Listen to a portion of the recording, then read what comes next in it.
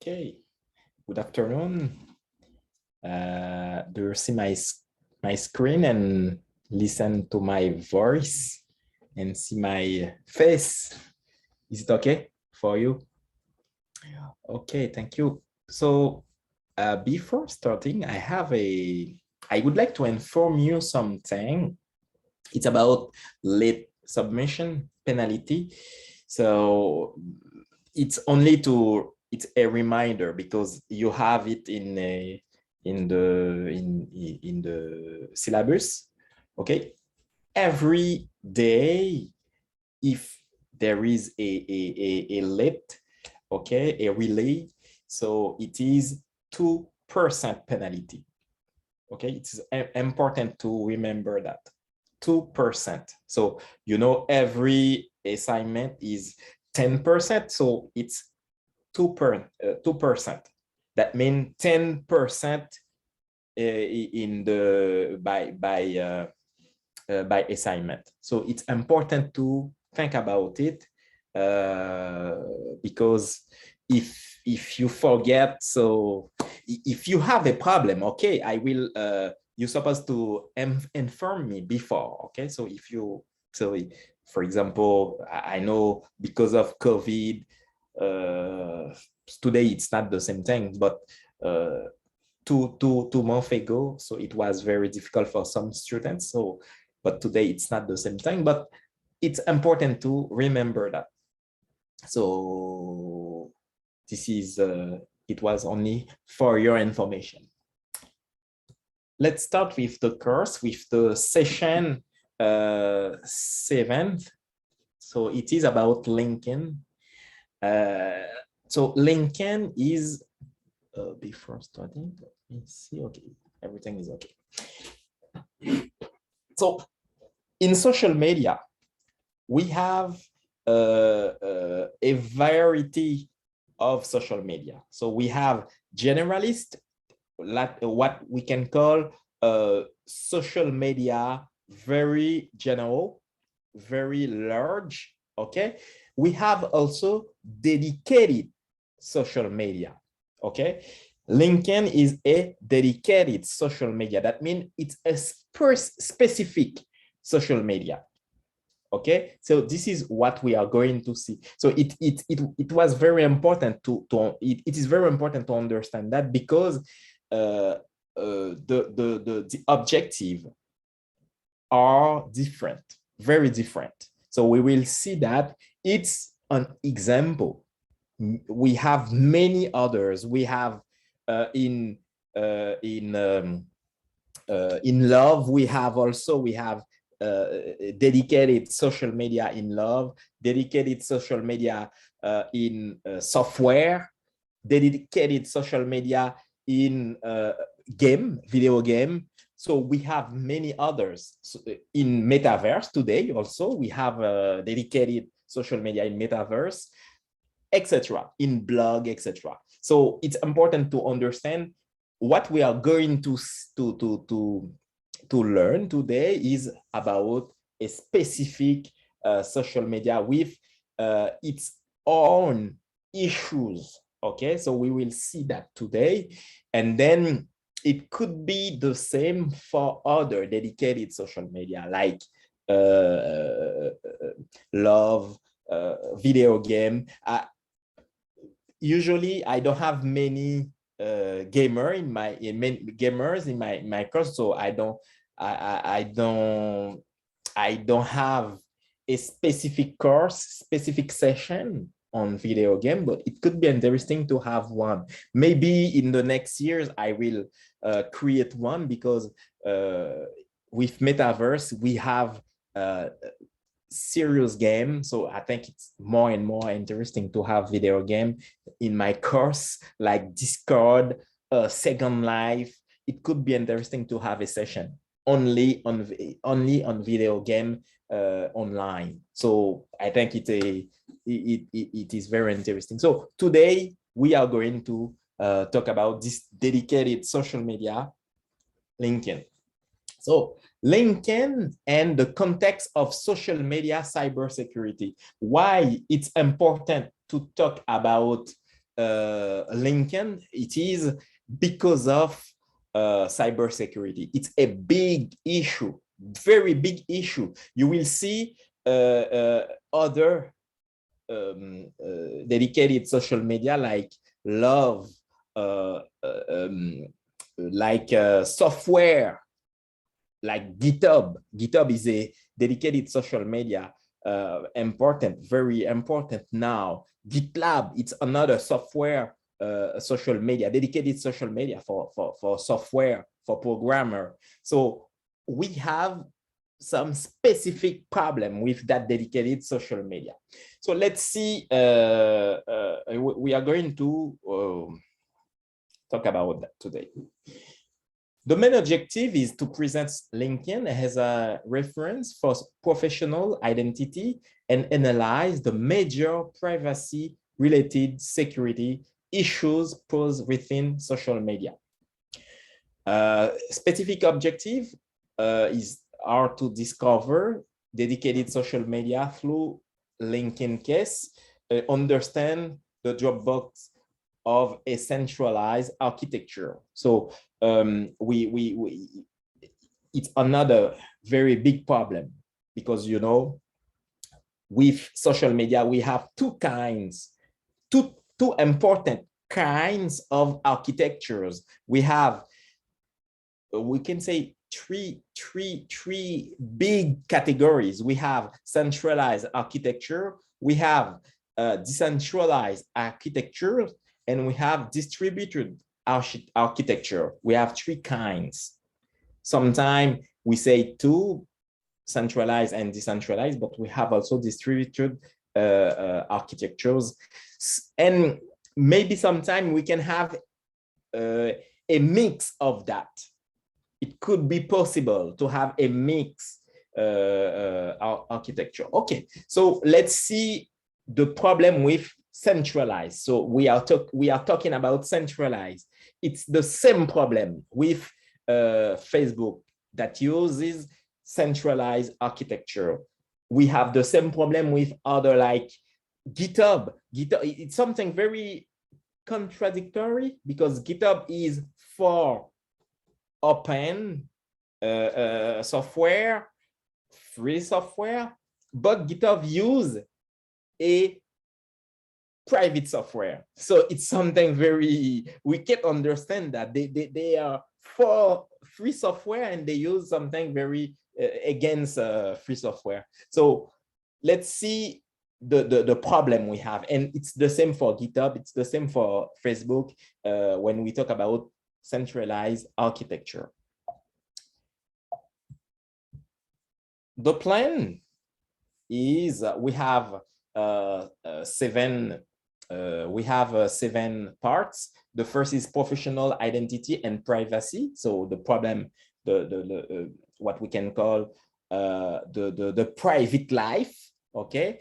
Or we can say we talk about intimity also. Sometimes it could be that, but in professional, it could be something very with your the skills you acquire, your experience, you can express something very private about your life. So it could be a problem for you, not only for you, but for a company you work for. So this is an important problem. Business model, we talk about LinkedIn, and LinkedIn has its own business model. What is it? And is it work? Is it a good, what we can say, methodology? So we are going to see that. Social media for professional, resume and online presentation. We will see with LinkedIn, there is a big evolution in CV, resume. Okay, so we are going to see what is very different than the traditional resume. Recruitment strategies, the use of advertising with LinkedIn. What is what they use for that cybersecurity issues. So this is the big part is that the security problem. So this is the big, and don't forget this part is related to the question you have for this part. So this is the plan for today. And we have, I share with you 3 papers. So you have them in Brightspace. I hope you consult them. And we have this one. It's a general presentation with LinkedIn also. So social media, a new vector for cyber attack. So this is the question you have for assignment is about it. So very important to read it, because it's a good presentation, a general presentation about cyber attack, what we have in social media. You have also, I share another paper on LinkedIn, so you will find it in Brightspace, and I share also the link, the government of Canada. There is good resources, very important, very interesting. And if you'd like to know what are the general problem we have in Canada about cybersecurity, it's a good the good website for that, because they have many they categorize the problem, and then you will know what we have in Canada and what you can do to protect yourself. So this is something important. It's not only to know the problem, and it's also to understand how you can protect yourself. So I think it's a good resource for you to know that. Let's start with the first part, professional identity and privacy. So LinkedIn is about identity. Okay, it's a kind of identity. It's about your professional identity. We have also other kind of identity. It could be about your personal identity. Okay, it could be something specifically about that. We have that with social media, but here we have the dedicated social media about professional, your profession, your education. So, and this is important to understand the problem, the privacy issue about that. Many of you know the logo of LinkedIn, and you have it here. It's very simple, very clear. So it's interesting. It's a good, I share it with you. I share this logo with you because I find this logo very clear. Okay, so like Facebook, you have F, only that. So it's not the same way like 50 years ago, like Coca-Cola. We have a long logo. It's very short, very direct, very very easy, and they use something very symbolic, like you are inside. So we talk about the network. So something very interesting. I think it's a good example. If you'd like to create your own company, it's a good example to use something very short, very easy to understand.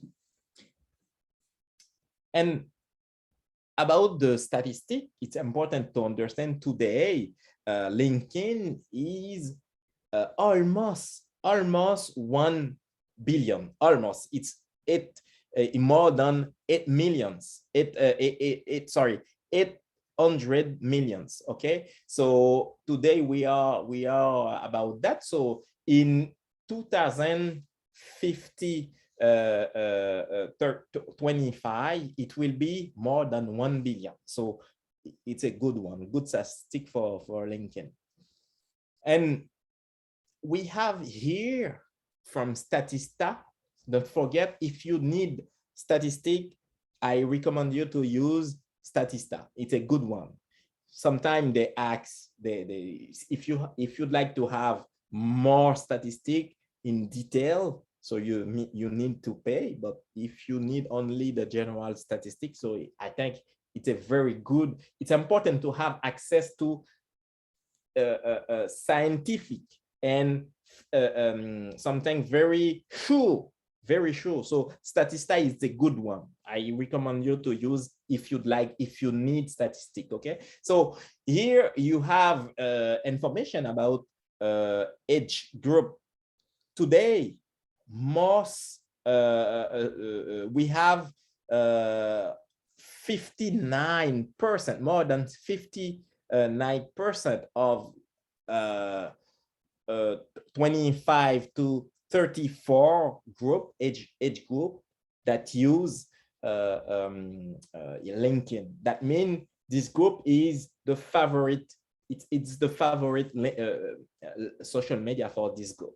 Okay, we can understand that because usually this group, we have students, we have people, students that just finish their studies, and then that they would like to have their first good job, and they need a professional network to do that. So this is something very, we can understand that.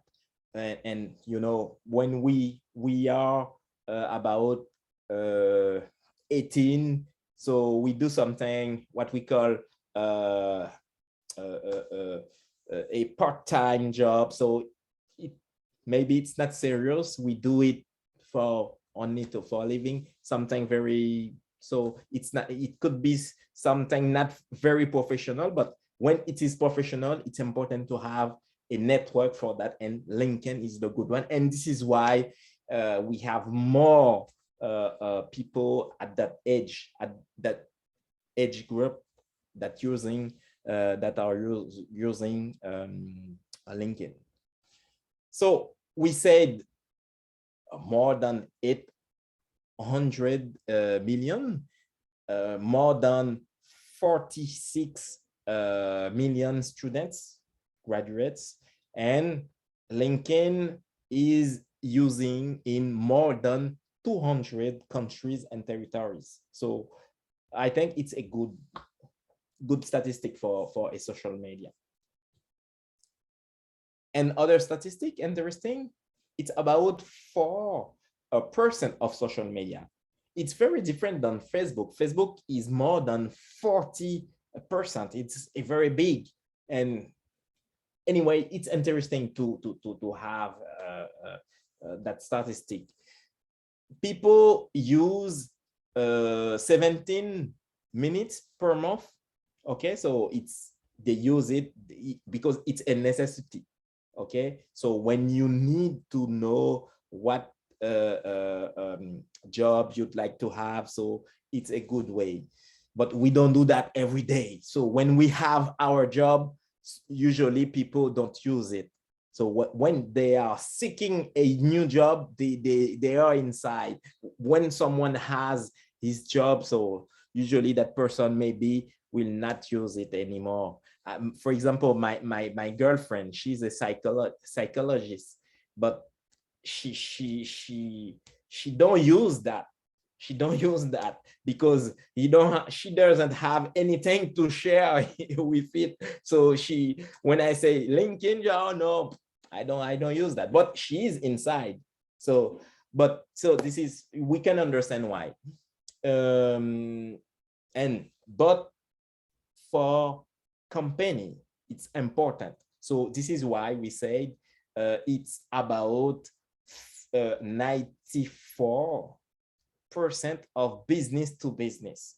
So business companies use it because it's very relevant for them. And about the statistics, so let's see a small videos about that, and you will understand the importance of statistic for LinkedIn, and for us also. When we know the statistic, it's interesting to understand the importance of that. Sorry. Okay. Do you hear the sound? Do you? Okay. LinkedIn's economic graph is a digital representation of the global economy. As members change jobs, as companies evolve, as positions are posted, as skills are learned, the economic graph grows. And now we're helping those members, taking what they're adding to the graph and creating new opportunities with those insights. From business owners, to company builders, to culture creators, to policymakers, students, and strivers. The global LinkedIn community is contributing to the economic graph, bringing people and communities together to create opportunities for others, one member at a time. Okay, so you see, it's interesting for many kind of profession. So it could be something very scientific, something very artistic, something very training, mechanic, etc. We find many kind of profession. So something and very interesting for people. Okay, so this is it's very open about profession. And with LinkedIn, the goals are creating connection of professional each other with each other. So directly between two persons. If you are seeking someone for your small company, you can share something, and then someone can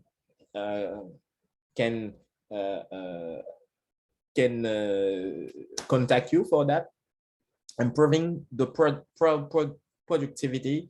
So if you have a company, you can share your statistic, and then if you have a new job, your network will see that. If you won medal or something, it could be interesting to share it with your network. So interesting, and you have access to the news, up to date, the update of people of your network. It's not necessarily your friend, but it's your network.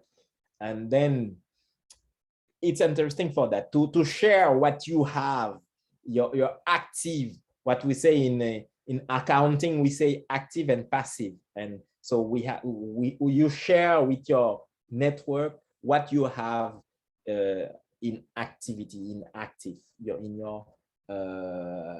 new skills, your new improvement, and so on.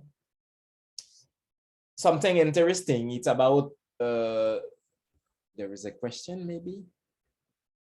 One complaint I have about LinkedIn is that people don't I don't know, would understand me for skills. I probably do. Then I curse. I'm going to talk about it, but it's something. It could be.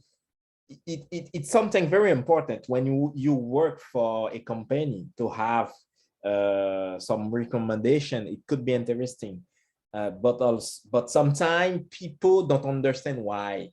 Okay, so I received from student or colleague, they asked me to make a recommendation, endorsement, something like that. Sometimes I do it, but you're supposed to explain. You can ask to someone do it for you. So I think maybe you can send a private message to someone, your boss, and then maybe it could be it could help you. So I think it's important to have it recommendation. Okay, so about contact categories, we have what is very interesting. If I have a profile, an account, someone can see who are my contact, okay? And then I can see who are the contact of my contact. So I can go, and then you will have something, a tree, what we can a tree, and it's very interesting for statistics. I can see what is your connection with what people, what kind of people. So it's important, because if you say you are a communicator, so someone will find if I am a boss or a enterprise, a company, I will verify, I will check who are your contact. So if that person have good realization, so maybe it's interesting for you.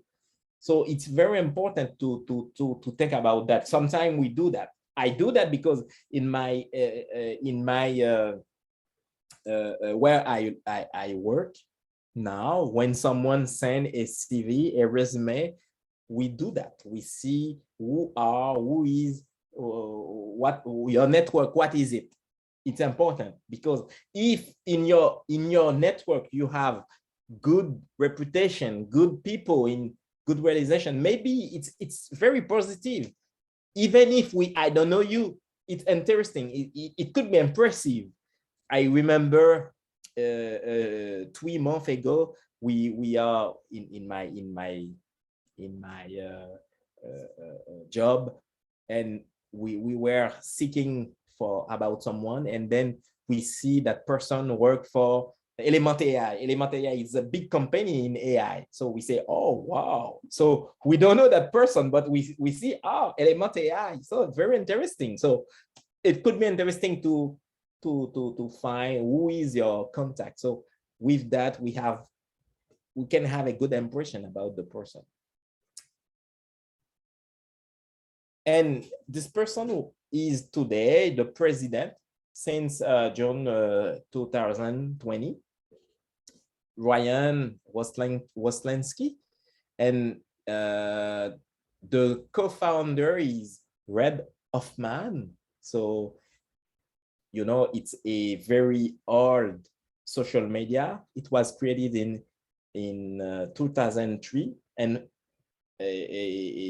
it was found in 2002, but created officially in 2003 by Hoffman. So it's important to understand that you can create a company, but maybe you aren't a good boss. So if you aren't a good boss, you're supposed to ask to someone who can do the job, and then the company will grow. So it's important to understand, to know your skill. Okay, if your skill is not leading a company, maybe you will destroy the company if you stay. So sometimes it's important to give the head to someone that can do the job. Something very important.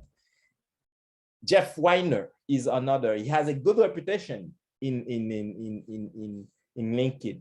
Not only in LinkedIn, they say the most popular boss among employees. So they like him. He's a good boss. So Jeff Weiner. So he was one of CEO of LinkedIn. So you have general information about LinkedIn. So something very that can help you to know what LinkedIn is. Okay, so now let's see, let's talk about why we supposed to use, why people use this social media.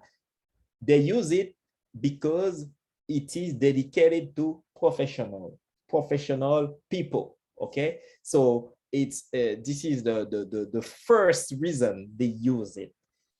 It's not the same thing than other social media. So we can make a big difference between what we can say personal identity and professional identity with LinkedIn.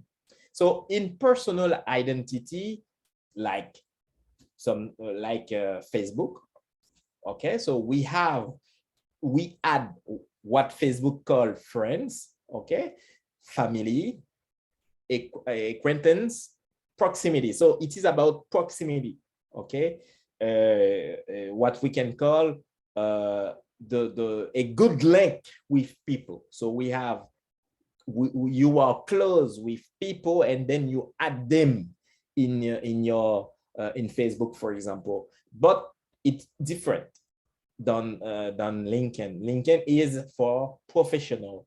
So it is with LinkedIn, you can add a colleague. Okay, like if you have your internship in a company and you met good people, you can add them. And if you have a good relation with that person, it's interesting. So because that person will see what you do, maybe if one of this person become a boss or become someone that are seeking new colleagues, maybe they will contact you. And you add information like employment, where you work, okay, your experience. You add information about what is your what we can say your involvement. Okay, so it could be interesting. Maybe it's not proximity, it's remoteness. Okay, so it's important to see the difference. Very, very different. Okay, very different. And with professional identity, we have information like a name, profile, your photo, what is your identity, what kind of photo you add. So sometimes you have only, it's not for the same thing than Facebook. Facebook, you have a part where you can add many photos and video. It's not the same. You can post photo and video, but it's not the same way. Okay, so you have a summary where you can present yourself, your activity, experience, education, your involvement, skills, protection, what is your about the privacy. So sometimes you have a part inside in your profile, languages. So it could be interesting. Interests. So something very important, interest, causes. So you have that information for each profile. I talk about individual profile because you have also, it could be a profile for a company, could be something like that. And then you have information about academic, what you learn. For example, today, LinkedIn, you can have a training, technical training. For example, if you'd like to pass a certification, it could be interesting to mention it. Experience in the world of employment, what you do, what you did, and what you are doing now, and disclosure of sensitive information about yourself, coworkers, on the company. So it's something important because if you work for a company, maybe there is information, what we can say, sensitive information. So it's important to pay attention about that, because if you share sensitive information, it could be interesting for your competitors. If they know that information, maybe they will have they will give they can you can destroy you.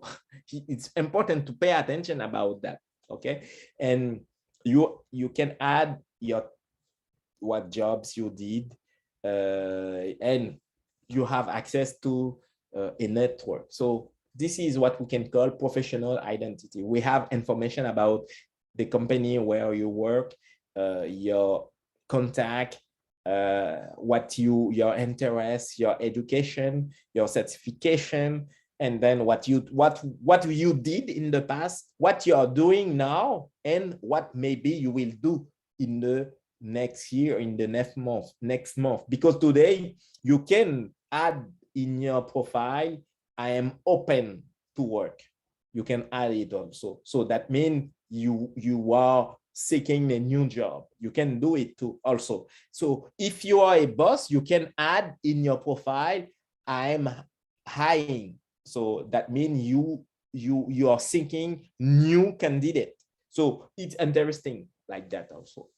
So all that things you find them in the professional identity. So LinkedIn is to show and seek. So you show what you are doing, what you can do, okay? Your skills, your education, your expertise, okay? What is your profession, okay? And what you are seeking. Are you a boss? Do you have a company?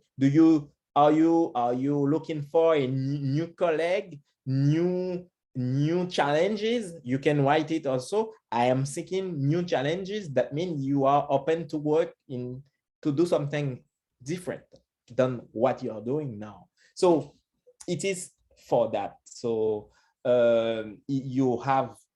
I share with you my profile. So here I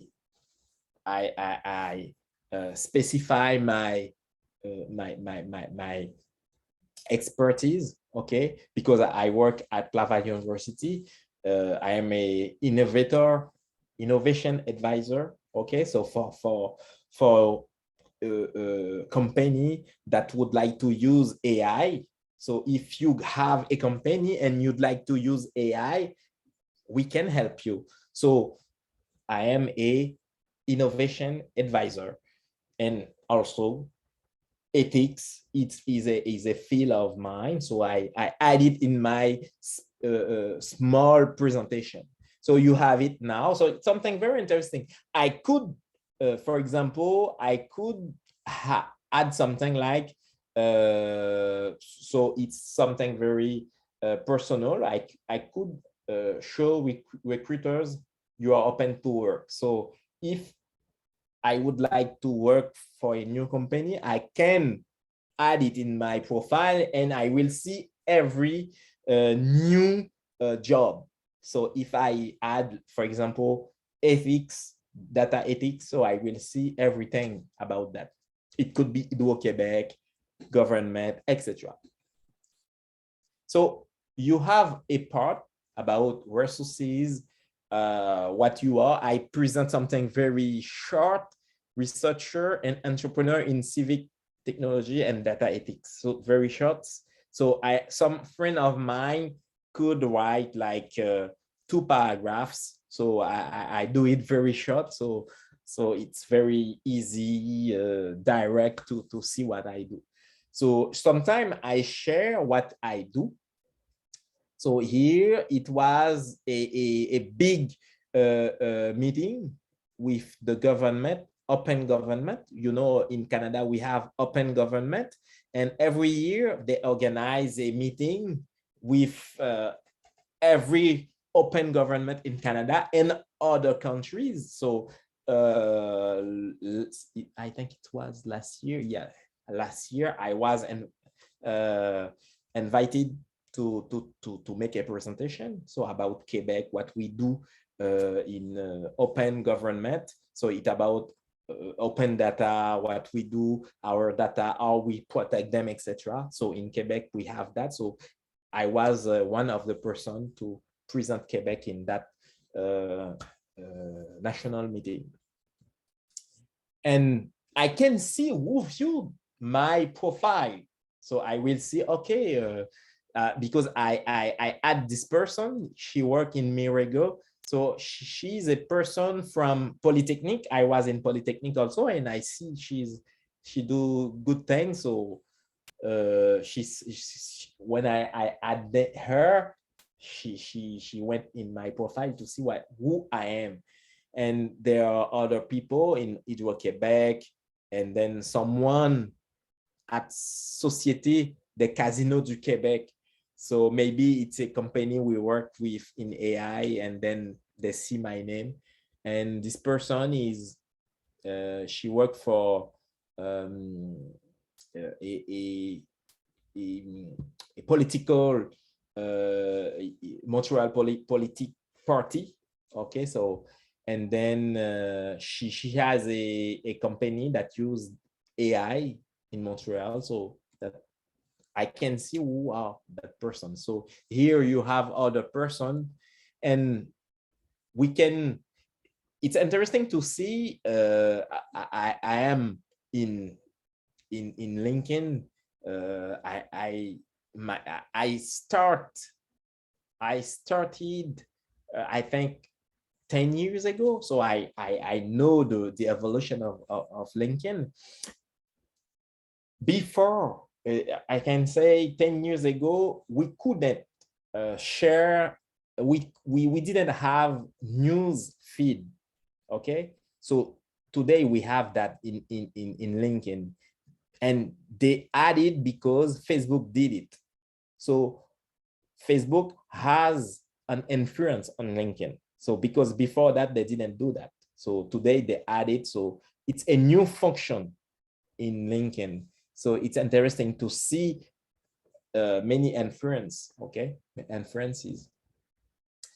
And you can see your activity. So for example, because I am in data protection and data ethics, so when there is something about that, I share with my network. So in my activity, you will find some information about that. So if I like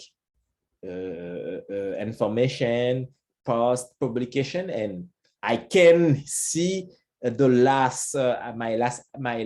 latest activities. So it's interesting. And then I can see the person, I can see my network. Okay, so it's something very interesting. And I can see who are following me also. So because sometimes people could add you, could follow you, not that person could not be in your network. So the person can only follow you, and then the person isn't in your network. So there is two kind of relationship. So you can see what person is in your who follows you. Okay. Other things interesting about LinkedIn, you can write a paper, an article, and share that information in your profile, and then people will react. So sometimes people send me messages and they say, "Oh, Shalom, would you like to comment my article?" I receive many information about that. It could be about AI ethics, something like that, and then the person said, "Okay, I would like. Would you comment my article? I would like to know your point of view." So if you have time, you will do that. Sometimes I do that, but not every time. So I can do that also. I can share information. I can write a paper. Usually I share information about my article. If I write a scientific article, I share that information because it's interesting to have feedback. And also add job preferences. So if you are seeking job, you can specify where in Canada, what city, what province, what state, okay? So would you like something hybrid, on site? So you can add that information if you are looking for something like full-time or part-time or internship. So if you work, if you are studying in communication or engineering, sometimes you need an internship, so you can add it in your profile, and then other people, other company, when they see your profile, maybe they will contact you, because today we use AI to do that very easy. If you say, I am looking for an internship in Ottawa, etc., maybe a company will contact you. If you say, I am open remote, so maybe they will contact you. Maybe a company in Israel or in Quebec will contact you. So it's important to add that information in your profile if you are looking a new opportunity.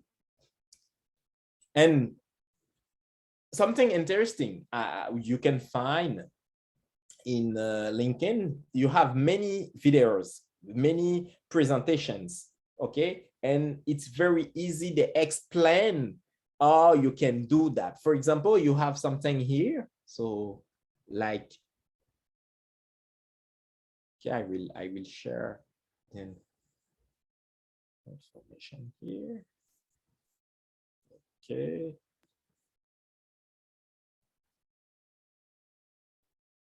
So you have. Let's get it right out there. It's a small presentation, so that help.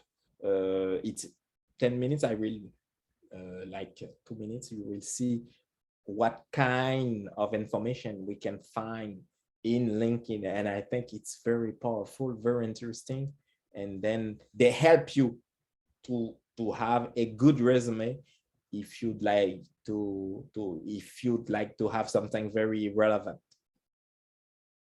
Most resumes are pretty bad. Some of them are really bad. If you feel like yours might be one of these, don't beat yourself up over it for even a second. Resumes generally aren't bad because you lack talent or you're not a genuinely awesome human being. They're bad in large part because crafting a killer resume is hard for nearly everybody. We've worked with PhDs, MBAs, CEOs, PMPs, RNs, BSs, and just about every acronym in between. We've worked with Olympians, Fulbright scholars, and for each of these people, when it comes to writing a resume, they get stuck. So why exactly are resumes so hard? Well, first, many people don't understand the game that we talked about in Module 1 and how important it is to factor that game into what you put down on paper. And second, because a lot of people cringe when it comes to writing about themselves in a way that truly showcases their talents and their strengths to a hiring manager or a recruiter. You know, in Western culture, we're raised not to boast or brag too much. We're encouraged to be humble. Unless, of course, you're a Kardashian. They were never, ever encouraged to be humble. So I'm going to tell you straight up, there's not a lot of room for humble when it comes to crafting a ridiculously awesome resume.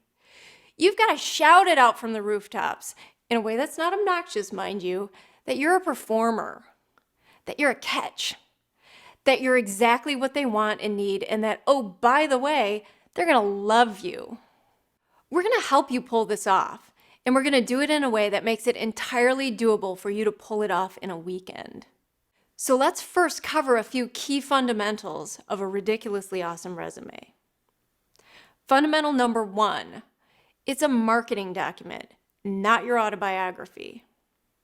When you sit down to make this new resume, swear to me that you're not going to hammer out a list of everything you've done since your first high school job, bagging French fries.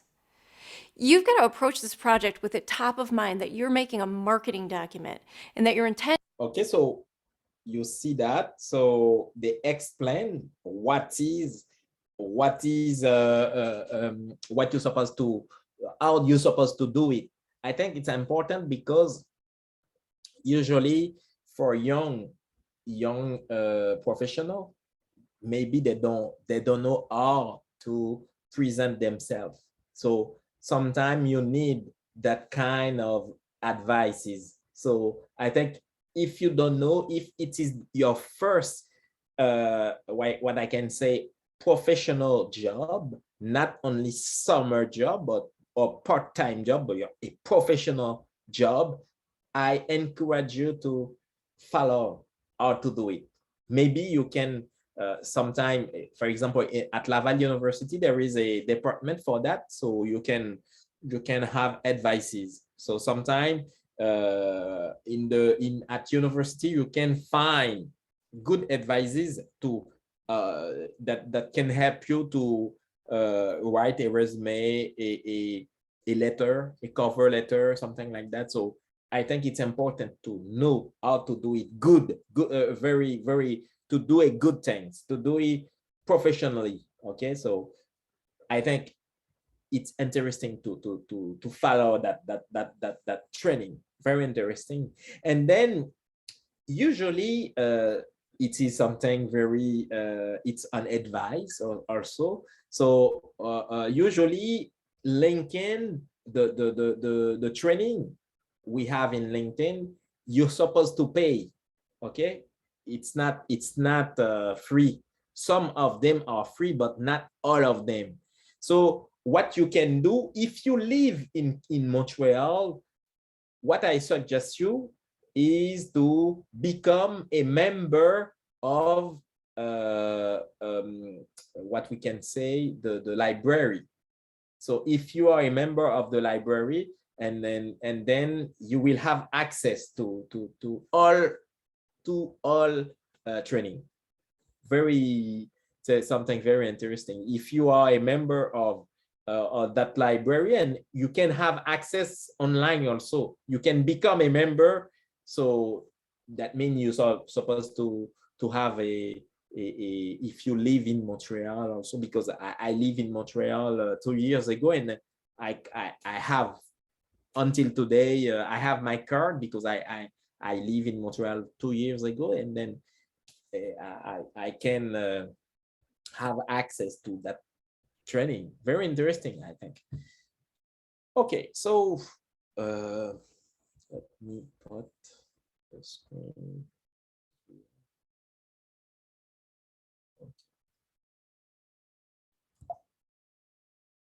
intent here is to capture a certain audience. Okay. Okay.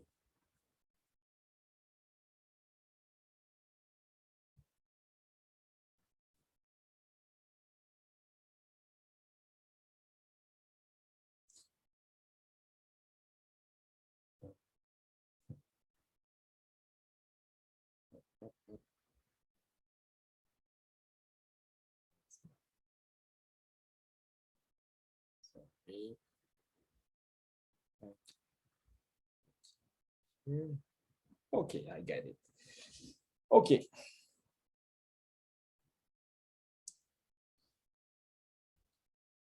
LinkedIn is not only for individual or a single person. It's only for company. Okay, so a company can have his profile in LinkedIn, and then it could be different kind of company. Today, every university has his own profile in LinkedIn. So you can have LinkedIn profile, university, college, high school, elementary school, high-tech company, etc. You can have personal company, you can have cooperative, you can have for-profit organization, you can have non-profit organization. I have a non-profit organization about ethics. So you can find many kind of company profile in LinkedIn. So it's not only for a person, it's open to, and this is the big so it's also for businesses, for companies. What is the business model of LinkedIn? It's a big big question. So, you know, at St. Paul University, I know there is an innovation studies. So it's a part of innovation. When we create innovation, so I don't think there is a big innovation in LinkedIn, but if it is a platform, there is something very interesting in technology, interesting. So it's important to know what is the business model. So that means, are LinkedIn, what are the sources of revenue of LinkedIn? So they have different sources of revenue. One is subscriptions. And after we have advertising sales.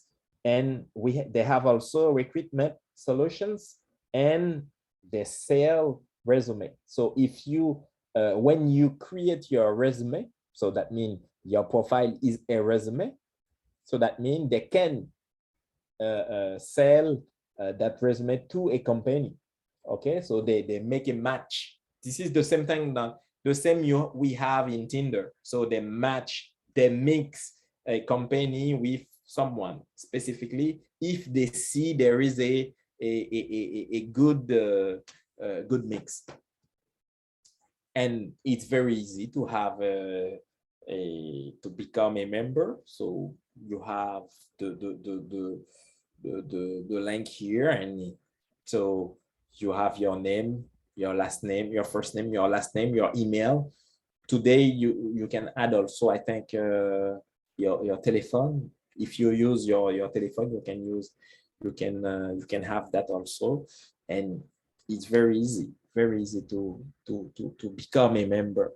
So let's talk about the subscriptions. And we have free account. This is what I have.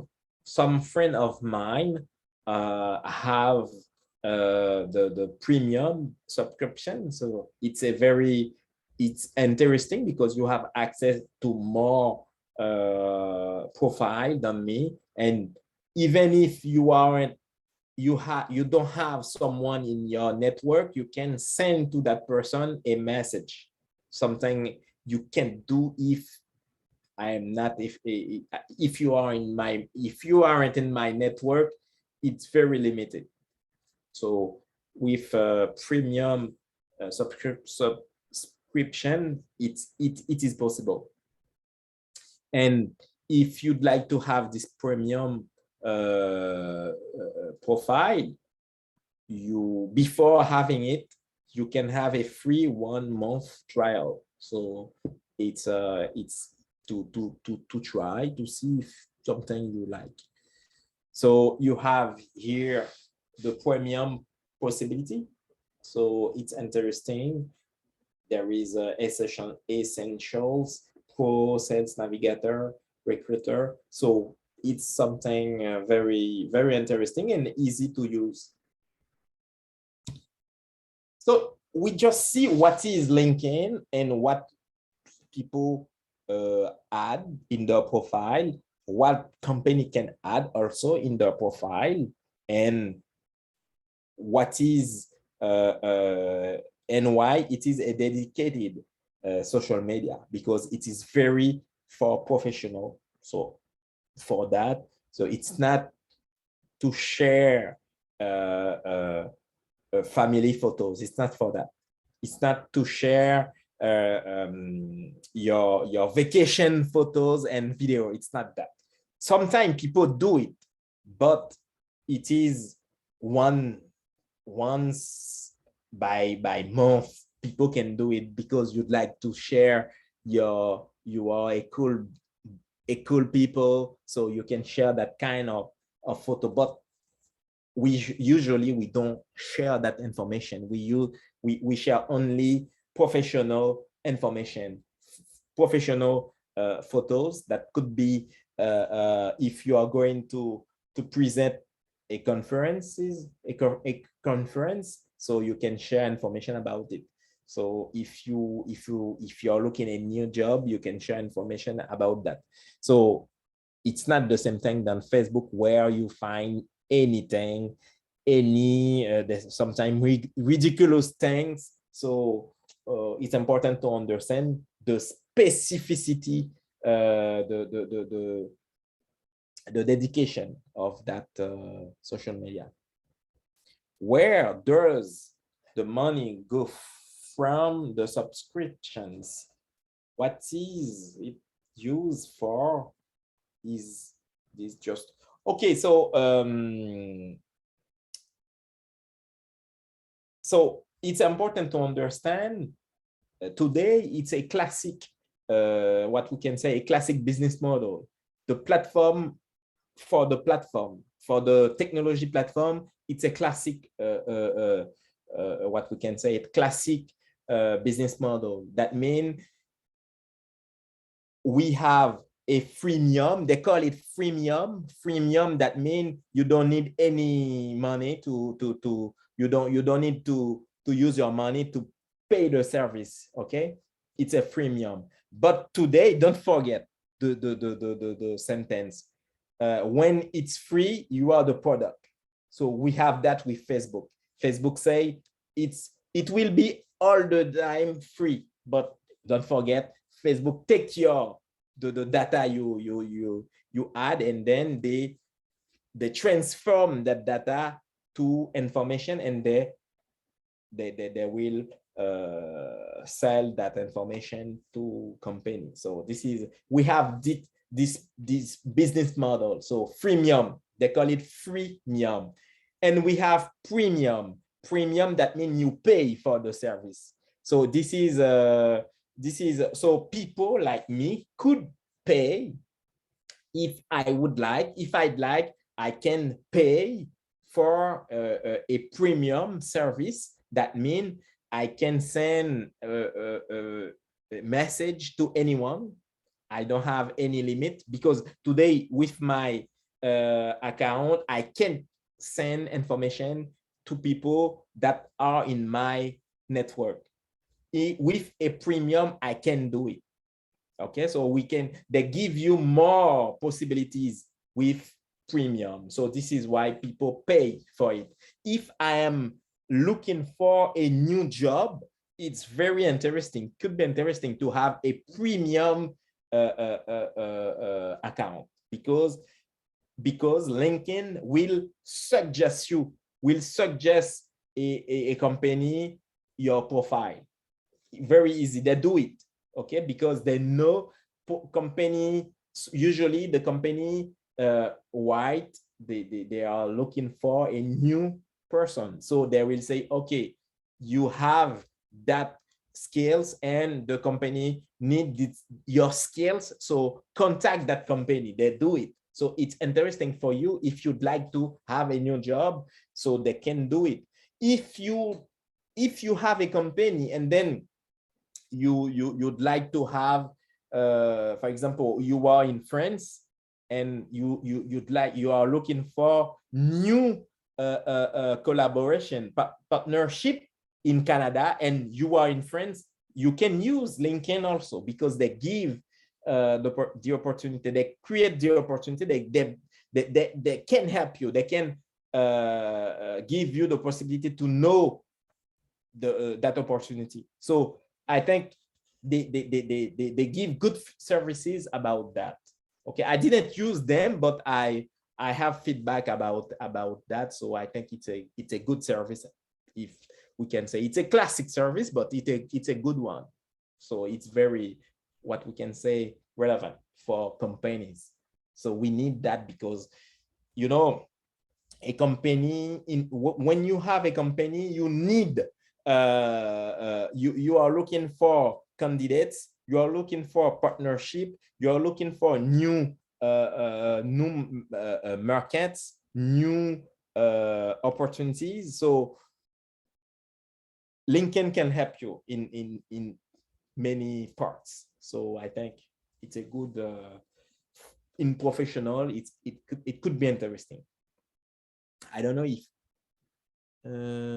What else? What is used for? So they use the money. I don't know if you are talking about that. They use the money to pay for example, if you know when you add information in LinkedIn, it's data. So every time if you add video, photo, etc., so it is that mean LinkedIn needs servers, new servers, because it's massive information, what we can call big data. Okay, so they collect that information and they store that information. So if yet they'd like to store that information, they need physical servers. So they need to pay for that.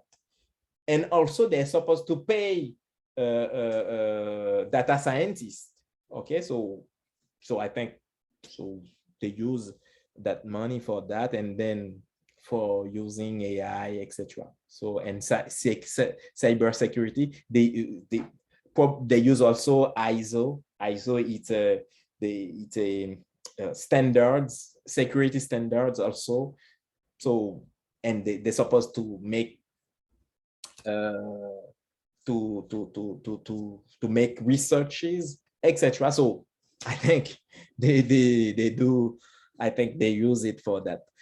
Okay, so now I'm going to present the difference. So the time, okay. So I'm going to present the difference between a traditional resume and a online resume like we have in LinkedIn. So there is a big evolution. Oh, there is another question. You're welcome. There is another, so there is an important difference. So with traditional CV or resume, it is about static profile. That means you need, when you print your static resume, that means when you send that information to someone, to a company, so if you send that information and then 2 months after you have a new skill, because today, you know, until today, I have a PhD, I have a postdoc.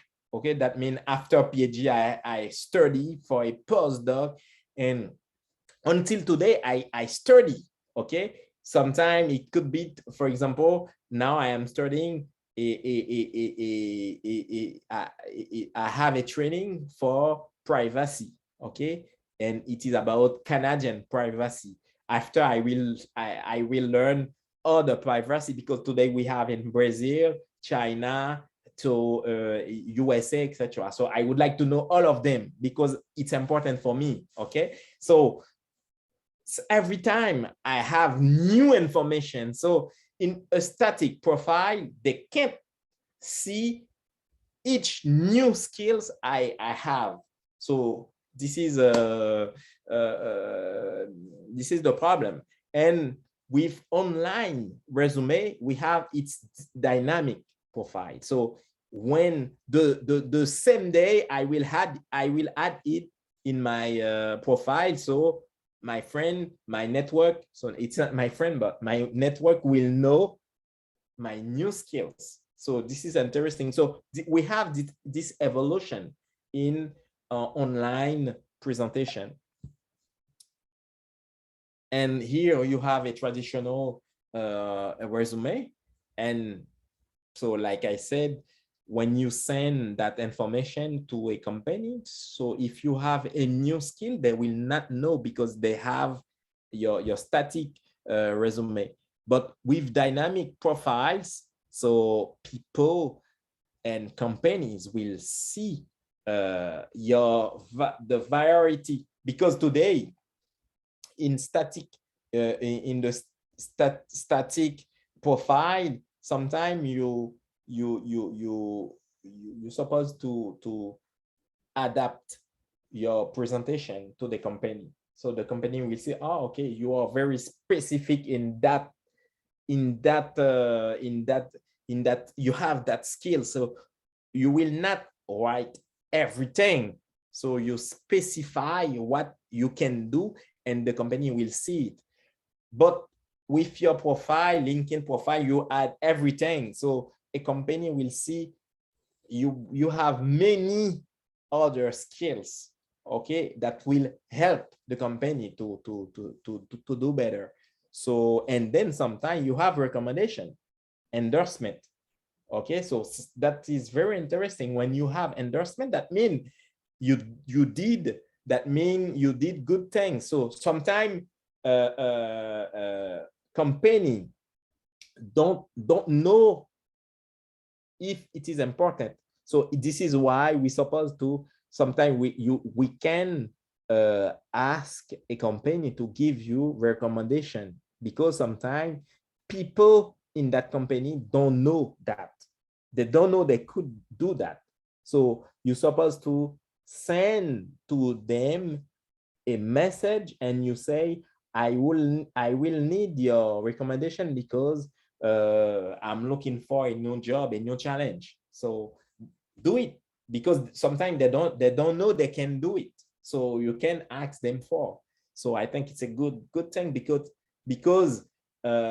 if you are looking at new jobs, they will see your recommendation. It's very positive for you, and it's very impressive to have. Sometimes a boss can write something very very interesting, and then that will highlight your big your strength, what you have, your strength in a company. So it's important to ask your last job to do it for you. So in your profile, you can add your skills, okay, what you do. For example, me, I am a researcher, so I write it. 10 years ago, I teach French, so it was in the past, and I have skills in social media, réseaux sociaux in French. So you can add them. And sometimes people will recommend you for that. So you see here, they recommend me for research. They recommend me for French. They recommend me for social media. So that means it's interesting. Other things, very important. When we write a resume or a CV, it's important to choose good verbs. Very important. Usually they suggest to use action verbs. Action verbs that mean you are very active. Okay, very important to think about it. And that means you will be someone very active. For example, don't share information something very imprecise. If it isn't specific, very specific, don't use it. For example, you have something here, coordinate a team of 10 people at Dell. Specify. Don't say, I am a good coordinator. No, it's not very relevant. So specify what you did in the past. You have a question, Liam? Just a comment. Sometimes, like that's just something I would do that I had to guess correct myself on. Is sometimes I would write like helped to create this, and I find like helped to create a document or something, and then if you use the word helped, it makes it sound like you didn't do as much, I guess. So like, you'd like to use what you'd like when I was writing something, like what I did, I would say helped create, I don't know, okay, certain document, but if I use the word helped, it sounds kind of like I didn't do as much. Like it doesn't sound, it kind of diminishes what I did. So if you were a assistant, something like an assistant, So if you were an assistant, so you can add it also, but you can specify what kind of thing you, so what do you think about like you are a boss. So if you were a boss, what sentence would you will find very relevant? Okay, so for example, if you were an assistant, you can write it and say they give me that thing to do, a task to do, and I did it very well. And then sometimes you can write my responsible was very happy about that. If it is true, you can write it. You can write I was an assistant, and then my coordinator was very so if you have good feedback, you can add it. So I think it's, yes, you can do that. You can do that because it's true. So do it. So explain what you did good and well, very well. So tell them what you can do. So you are it's a marketing, like Lincoln said. You're supposed to do it like that. So you can specify something like white, what you did, like white speeches for the president, negotiate the employment contract of the employees, design and implement the strategic plan, something like that. You specify. So it's an example. So I think it's important to be clear about that. Before the break, so I would like to say something about SlideShare. SlideShare was acquired by LinkedIn in 2012. And then it is a platform where you can share your presentation. I use it in the past. Okay, so it's a good one because you can, if you present a conference, I present, many conferences, and then at that time I share all of them in SlideShare. So until today, I receive from people, oh, okay, I find something about you in SlideShare. Would you please share with me an article? Because usually when I share information, I write a scientific article, and then people until today, I receive demands about that platform. So, but today I don't use it anymore. I use another platform for academic. It's Academia. Academia is a good one, and then I think it's interesting to do that, to use the new and good platform for sharing, to share presentation. And today, LinkedIn was acquired by Microsoft in 2016. Okay, so today, don't forget, LinkedIn is for Microsoft. And Microsoft bought a lot of big companies. There is a GitHub, and so LinkedIn and others like Teams, Skypes, they bought them. So important to know that company. So this is my so here you have, it's not my presentation, so you can find my presentation in SlideShare about ethics, about, I think, technology, and about philosophy, the Caribbean in Haiti.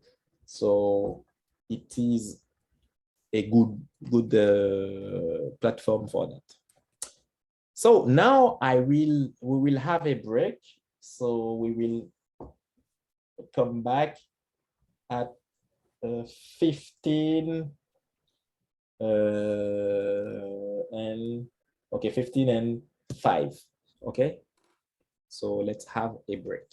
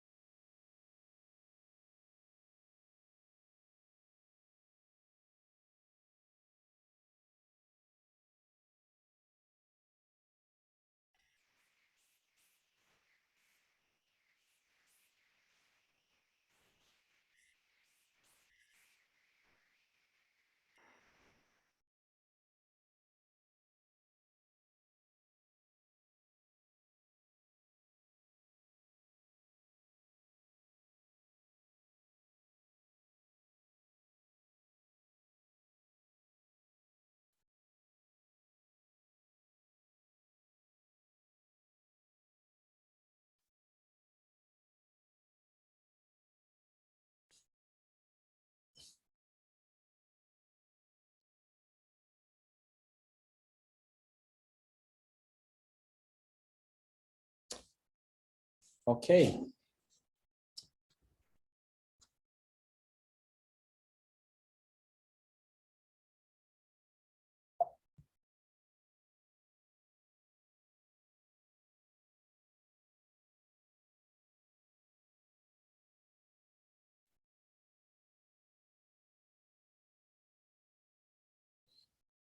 So let's continue the last part of the seventh session. So now today we talk about LinkedIn, and then we already see what is LinkedIn is a dedicated social media, and then it's for professional. And we saw someone can use it, individual person can use it, and company can use it. And we see our LinkedIn, what are their sources of revenue with subscription. And we saw also the possibility to make a match person to company, and then advertising. So we will see what kind of advertising they use, okay, for to make money. Okay, so we know it's a big problem when we create a platform, a technology platform. It's important to think about how we will do money, so revenue, where. So this is why they call that business model. And in the business model, the important part is revenue. Or your company will subsist, or you will pay yourself and your employees. So, or will you arise? Will you grow up? Will you continue in 10 years? Will you exist in 10 years? So it's a big question. So money, revenue. So let's see some part of revenue, or what LinkedIn do, or LinkedIn can help a company, can help an individual person. So, and then at the end, we will see the big challenges for them, issues about security, about our privacy protection. So recruitment strategies are someone, if you have a company, how can you have new candidates? How can you do that?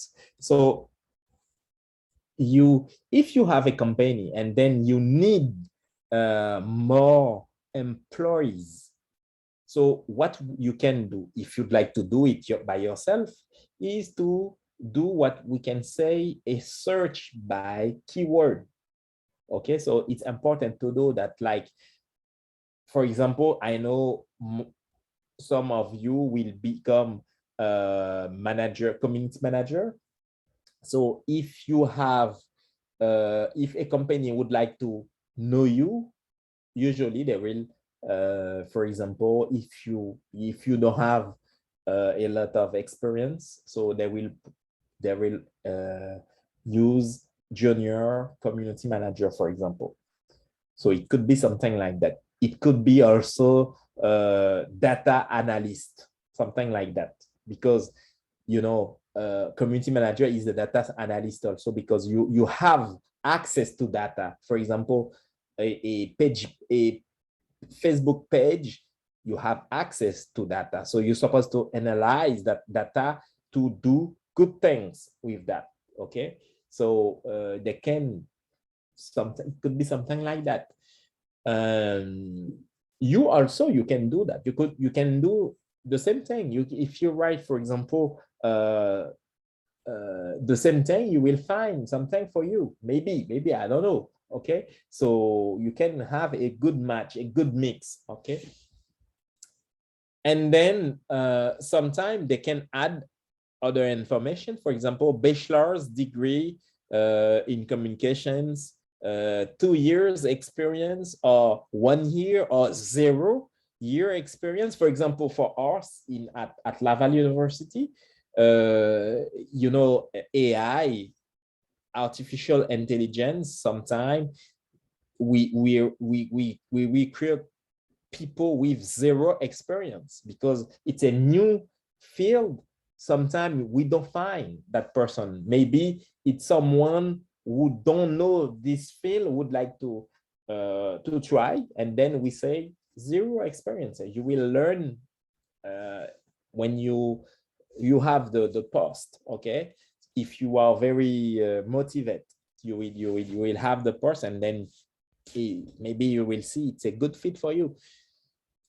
And you can find also, you can write, for example, if you'd like to work for, I don't know, for the government, you can use that job, a government job, something like that. You can find in LinkedIn's information about, because government also share publication about that.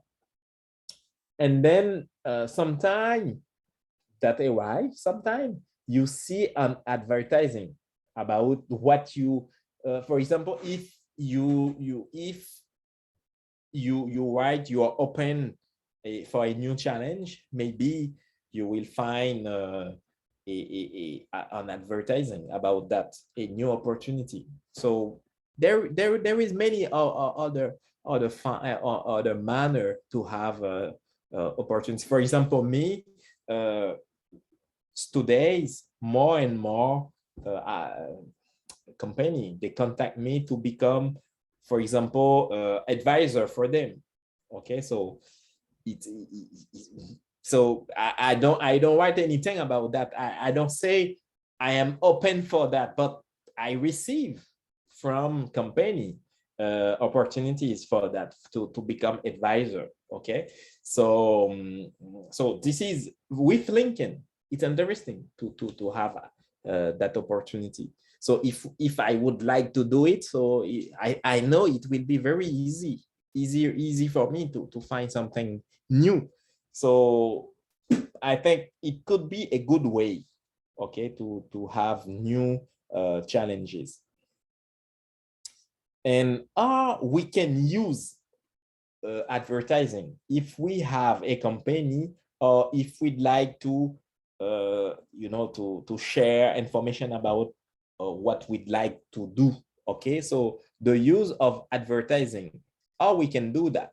So if you have your profile on the right, okay, you can find services marketplace.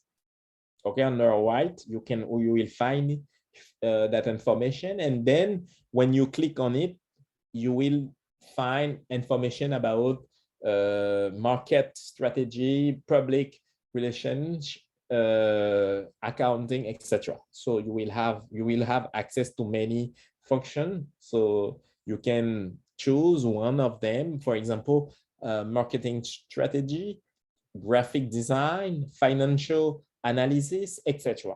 So you can explore what you'd like to do. And in marketing strategy, you will know how to start, because there is a methodology to do that. Choose your objective. It's important to have your goal, 1 or 2. It's important to have it, or them targeting what you'd like to do. So it's important to, something very important, when we start a business, sometimes we say, this service is for everyone. It's not a good thing. Okay, so when you have a company, don't say it's for everyone. No, say it's only for people who need that, who have that needs, because it's important to do that.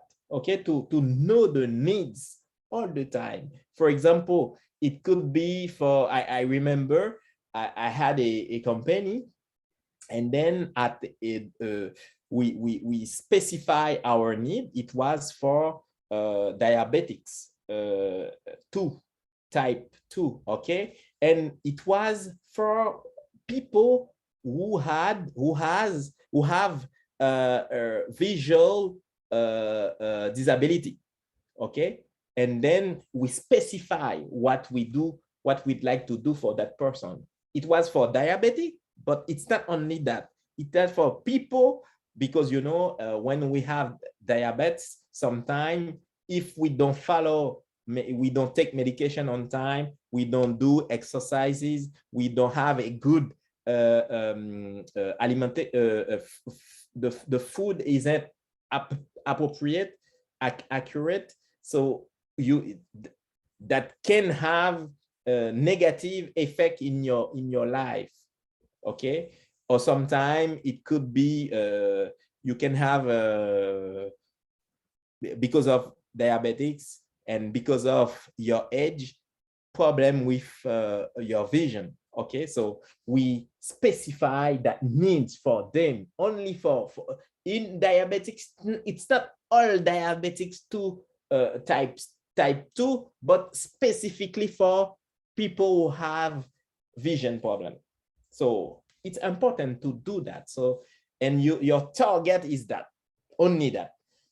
If it works, maybe you can enlarge after, okay? But don't do the same thing done other big companies like CGI or Facebook. Facebook is very, and you see Facebook sometimes try to do something in a specific way, but they can't do it. For example, an example, Facebook would like to use 2 years ago a new cryptocurrency, and the name is Libra. They couldn't, okay? And they changed the name for Gem. They couldn't. So today they give up, okay? So you can do anything. You can do everything you want in the marketplace. You can't, okay? So it's important to have a target, okay? So something interesting I find, create effective ads. So that means when you know your target, so you can have something very specific for that, for the need, okay? And then bids and budgets. So you need to know the financial, how you will finance your business, measure results, something important. Or will you know your strategy is good, or you're supposed to measure with likes? It's not sufficient. So you need so for a profit a organization, you need to have revenue. So it's important to think about it. So I think it's a good they help people to know that. So there is a special, you have it here, get started, choose your objective, etc. So very interesting. So we just saw what is LinkedIn, and our company can use it to make money also, okay? They help company to do it, to specify the target, etc. So now let's see why we are talking about LinkedIn, privacy and cybersecurity. Now we start the course now because it was the introduction. So now we start the course because this is the big part of the course, privacy, okay? And then when we talk about privacy and cybersecurity, it is about protection, it is about respect. And we talk about protection of our data, because you see that we add information, many information. We add information about our name, our occupation, education, skills, interests, courses, etc. That very important information we add in it. It's not photos sometimes, yes, but it's not that. It's not videos. It's not what we can say intimate life. It's not that, but we have good information about identity. So what you study, what you what your skills are, what are your profession. Because with that, if I know your salary, if I know the company you work for, maybe I can use you to attack a company. If I know you work for Dell, for example, okay, I will follow what Dell is doing now. Okay, and then if I would like to attack Dell, I will use you. Okay, it's important to understand that. And if I am a pirate, I will do that. I will know who work for what company. And with that, it will be easier for me to jeopardize, to target the company. So this is important to understand that. And then when we talk about privacy, we talk about the information I share in my profile. It's public. Don't forget that. And but when I say it's public, that means anyone can't. Someone's supposed to become a member of my network. So it's public because I can have access to that person. It's not the same thing than Facebook, because Facebook, when you tap, when you write, when you request, for example, Liam, and then on if you have a Facebook account, I will find information about you. So it's easier. But if I would like to know what you are doing, I supposed to become a member of your network. So this is, it's relatively easier if I become a member of your network. So we're supposed to protect that information.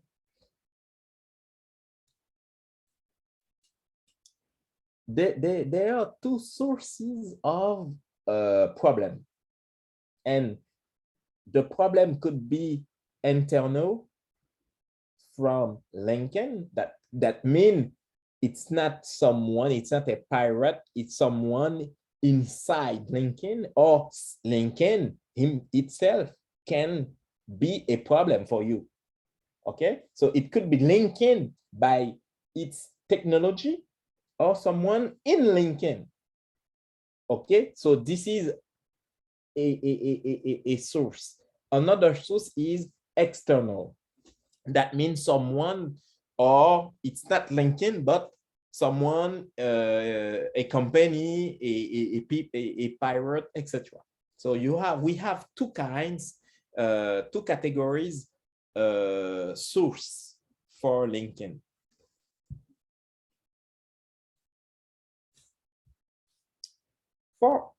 So let's see internal. That means from LinkedIn, what LinkedIn can do that could be bad for our privacy, for our security. What? LinkedIn use cookies to make targeted advertising offers. So LinkedIn use cookies. Cookies is a file they put in your computer. For example, when you have access, when you open your profile, okay, so they add information in your a file, a language file, and that file will say to LinkedIn, what are your interests? What kind of website you visit? That means what what kind of advertising they can suggest you. This is why. So they will know your what you do. For example, in one day, what we can say, one day type for you, and they see, okay, from 9 to 11, he does that, from 11 to etc. And then they know when they can share information with you. If your tendency is to see that information between a time of the day, they will do the same thing for you. And then you will see, oh, very interesting, they do it for me now, because they know you more than you. They know you. So they do that. So with cookies is not a candy. It's a very it's a file they put in your computer. So this is that. Okay, so a text they save in your hard disk, and they can know your internet user's computer, and then what you are what are your interests in the web. Okay, so if you consult the policy, the LinkedIn policy, you will see that. So they say they use clearly, they use cookies to know you. Usually you accept that. You say, okay, no problem, LinkedIn, go continue with me. Yep, no problem. So you accept that. Okay, so it's important to know they say it clearly, they do that. Okay, so let's see what they do. Specifically, they explain what they do. Okay, they say they collect 7 categories of data from you, and you say, no problem, LinkedIn, you can do it. Okay, about authentication, they collect information about that. Security, your preferences, services, third party. That means LinkedIn collect information and then they share with other companies. They said what company, they said it's clear, but usually people don't read that. Okay, they don't read that because they don't know that. But if you open the policy, you will find them. Okay, they specify it here. Personalized advertising, analytics and research, functional. They say what kind of data they collect from you. Okay, so let's see an example. For example, authentication. Okay, here what they said, for example, cookie name. Okay, so they collect that information for 1 year. Each time you have access, it's a new you accept one year after. So it's for life. If you consult your profile, so that means if I consult today, so it's in 1 year. So tomorrow it will when I do it, so it's 1 year after that. So it's interesting to understand. And then they say provider is LinkedIn. Okay, so they explain that. So if I continue, you will see, for example, here it's 10 years. They collect, they stock that information for 10 years. Sometimes it's for 180 days. Okay, they specify. Sometimes they say, okay, they share that information with company. So I suggest you to see that. So it's very clear. They say what they do. Okay, so it's the policy. They explain what they do with the data, when the timeline, etc. So they explain that. So you will know cookie is a big problem with LinkedIn. It's not only LinkedIn, you know that. For example, today, I think three months, no, so not 1 month ago, there is a justice in France. They say to some companies to stop using Google Analytics, because Google Analytics transfer personal data from Europe to USA. Okay, but because Europe don't want the European community doesn't want USA company transfer European data to USA. They don't want that. So today it's a big problem between Google and Europe, because Europe doesn't want Google using and transfer European data to USA. Big problem. And then if a company continue with Google Analytics, that company will have many problems with European. So you see, so it's a big problem. It's not only LinkedIn, it's a big problem with USA company, like it's Microsoft. LinkedIn, it's Microsoft. So we have the same problem with Google. We have the same problem with Amazon, etc. So they collect information in a country, and then they take that information, they store that information in USA.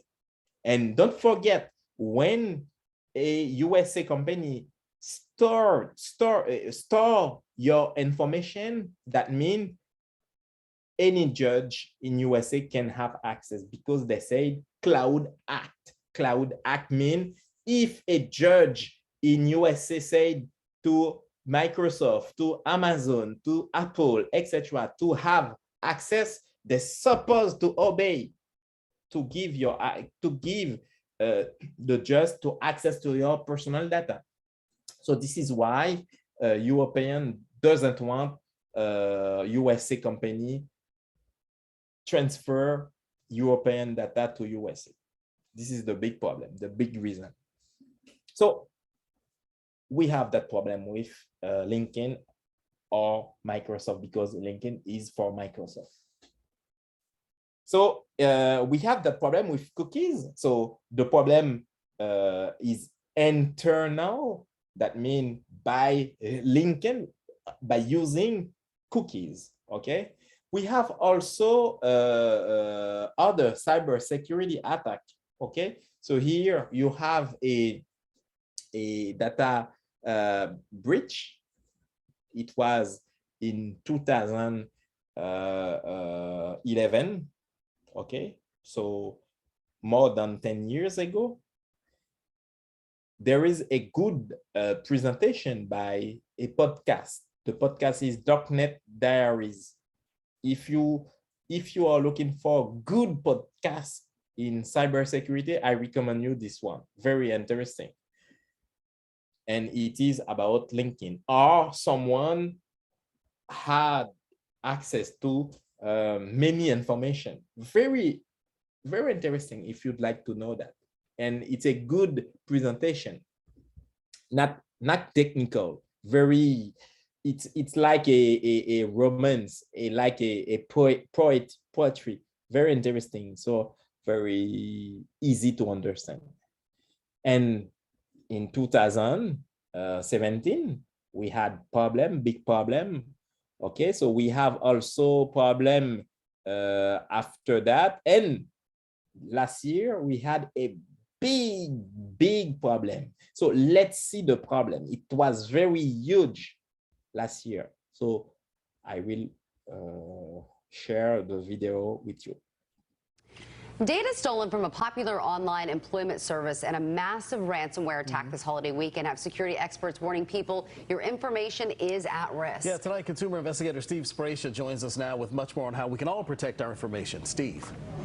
Rod, Angela, ransomware attacks and data breaches, the two go hand in hand when it comes to exposing your information to identity thieves, and you have to be proactive in order to stop it.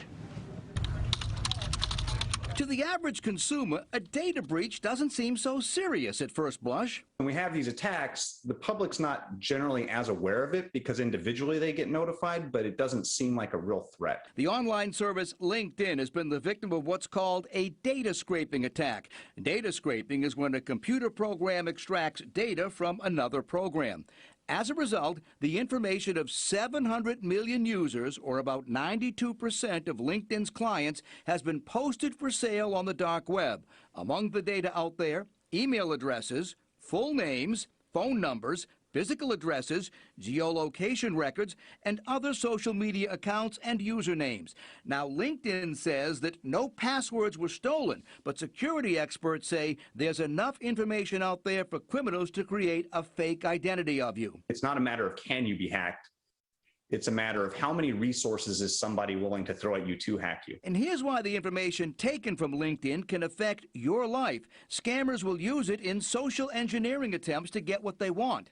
What is the most common way they try and get more information from you when they social engineer you? So the most common way that scammers will get information from a data breach is they'll start with a phishing attack. That's usually a fake email trying to get your passwords, bank account, or social security numbers. You also need to freeze your credit. Through a data breach, if your information does, get in the hands of the wrong people, they could potentially, open up a credit card, really affect your credit score. Now, experts tell me in the coming months we're going to see more and more of these kinds of attacks because they're very profitable and the scammers go where the money is. For more on how to protect yourself, check out some links that I put in my web story. Working for you, I'm consumer investigator Steve Spracia. So you see, it was very big, 700 million users. Okay, it was very huge. And then this is the problem we had. So we have problem from LinkedIn with cookies, big problem with privacy respect. And we had regularly, you see that in 2011, 2000, etc. until last year. Okay, so many problems. So there are others. Okay, so I think it's important to understand we had problem with that that company, so that company that collects our personal data, our professional identity, because it is about that, about professional identity. Okay, and then identity, we can have many kind of identity. We can have health identity. For example, when you go to the hospital, okay, and they observe a problem, so you have an identity. Okay, maybe you have perhaps a diabetes or etc. So it's a health identity. Okay, so with that information, if a company has access to that information, they can sell that information to pharmaceutical companies. It is the same thing for LinkedIn. When they have access to your professional data, they can offer to a company your profile, and then they are paying for that. So if a company paid to have a premium subscription, so they can have access to that information. So it is this is why we can have a problem, because with that manipulation. Okay, and there is a country in the world that has many problems about cyber security. It's India.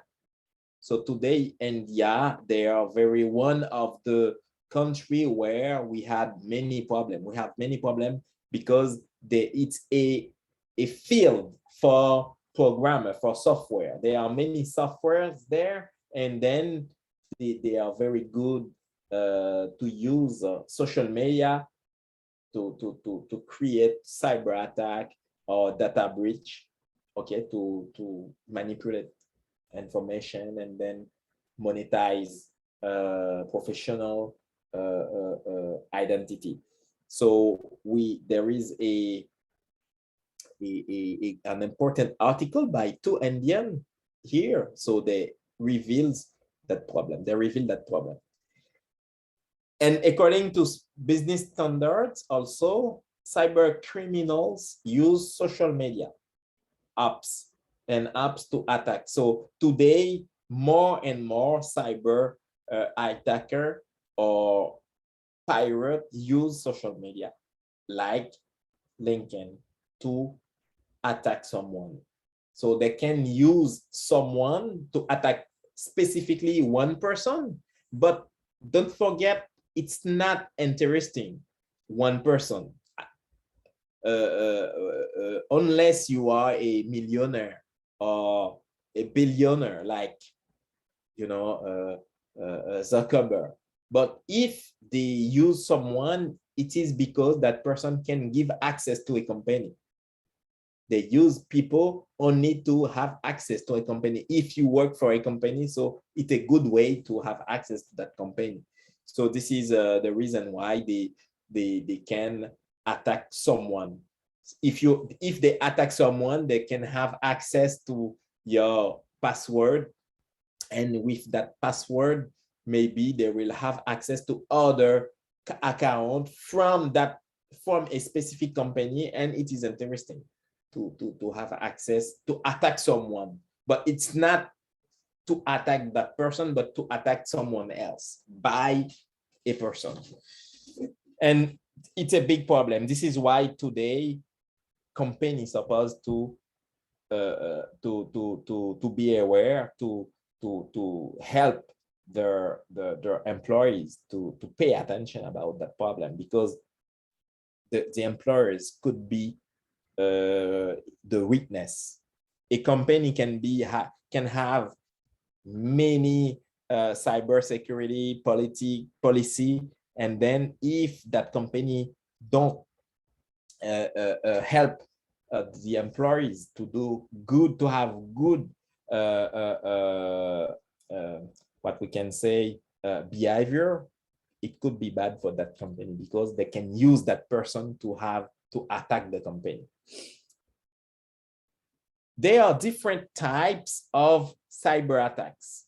So let's see them. So it's important to understand. And then LinkedIn could be attacked by, they can use one of them to attack LinkedIn. Okay, so let's see them. When you have an account in LinkedIn, you can see anyone. You can see can see your identity. If I put Dell, Microsoft, etc., I can see who work for them. So it's very easy to know what you do and for who is what company you are working for. Okay, and the problem is that if someone is in your network, maybe that person doesn't use his real identity. It could be a fake profile. This is another big problem. Today we have attacker, pirate, they use fake identity, fake profile. And then if someone has a fake profile, that person become a member of your network, and that person can see who are your network and can add all of the person in your network. So it's very, very problematic. Okay, so that could be a big problem. There is a study, according to a study, someone can build a large social network in 2 weeks or more or less. In 1 week, you can have more than 1,000 connection. It's very easy. We have phase 1. You send an invitation to people. So you send in 2 days, you can send 2,000 invitations. Maybe 15% will answer yes. You can send 10,000. Maybe most of them. So if you send 10,000, maybe you will have 1,000 people that will accept your invitation. And with that, if you have a fake profile, you can do many things with that. This is something we can find with LinkedIn, but not also with LinkedIn. We can have that for others, but it is very easy to do, to build a large social network. Someone can do that because that person would like to send to that person what we can say phishing. For example, if I would like you to if I would like to have access to your account bank, okay, so I will send you information like I will know maybe you are in Ottawa.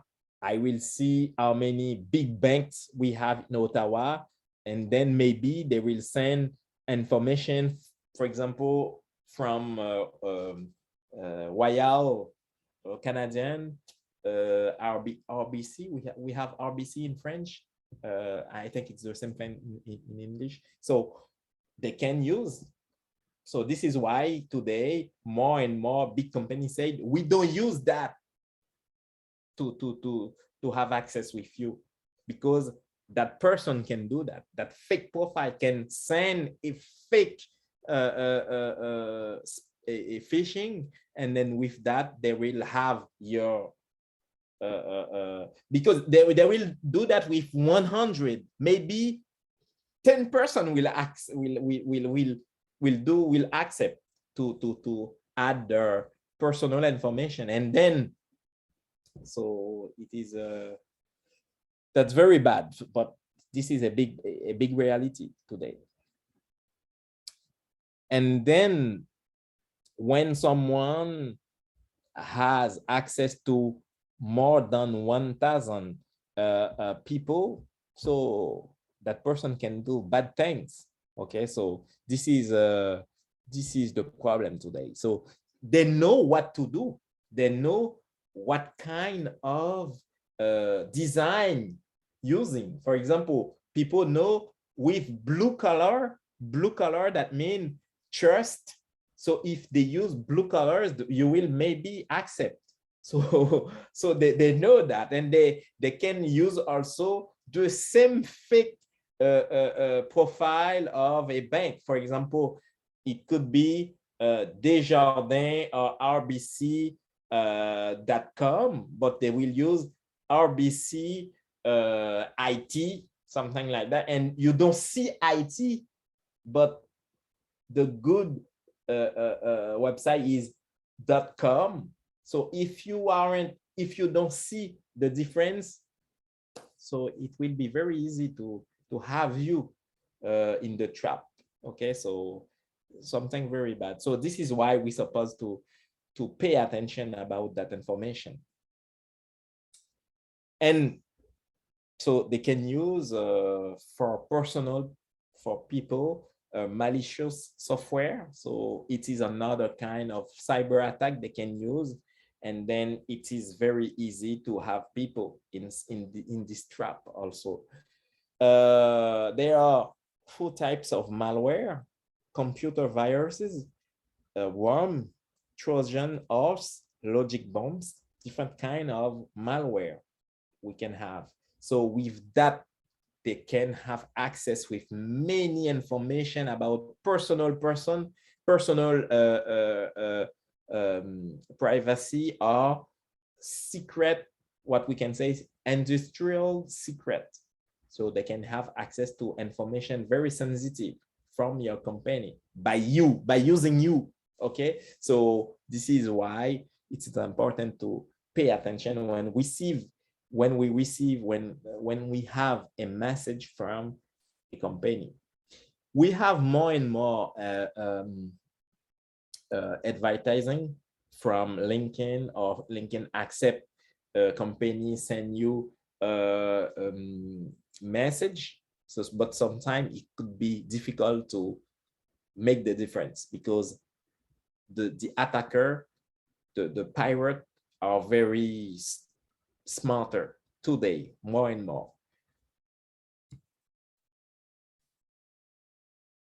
We have also what we can call cyber threat. Okay, so sometimes they can the objective is to have access to information disclosure. Okay, so they would like to have access to some information. For example, I know I have a friend of mine, and he's a responsible, a director at Ubisoft. I don't know if you know Ubisoft. Ubisoft is a game company from France, and then they have they are in Quebec and Montreal, and I think they are in other place in Canada, in Ottawa, Toronto. I think they are in Toronto today. So it's a big company. And Ubisoft, they say to the employees not to using some information, not to sharing some information by social media, because they know other company can have access to the new game. Because today, every day, Ubisoft, regularly they have new game, and then in video game, if you have a new themes, a new game, so you're supposed to protect that information. But because if another company has access to that information, maybe it will prepare the game, and then if it's not your game, so you lost your opportunity. So they don't want employees using social media to share sensitive information, because you don't know if that person will use a fake identity to ask you to share information, and then it could be bad for your company to lose a good opportunity. And this is another big problem, what we can call DDoS or DDoS attacks. DDoS attacks, that mean you have a platform and you receive at the same time more than you can receive. For example, if I create a platform, if I create a website, I supposed to know how many requests I can receive. Maybe it could be 10,000 requests. Okay, so if I receive more than that, I can shut down the platform.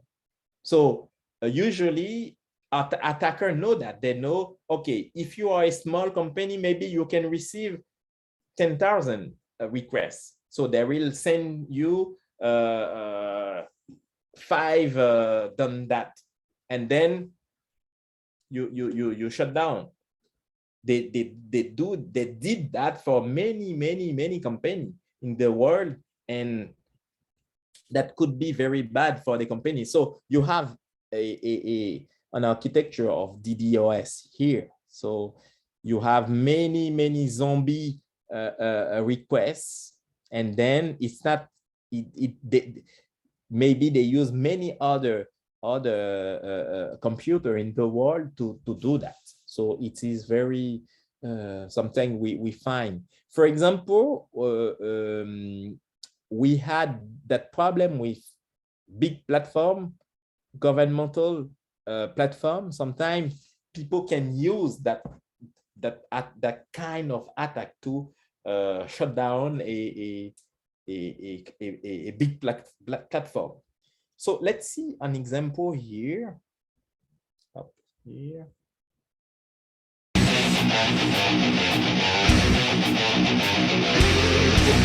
It will explain what is it. So you will see, and then I will explain some example after.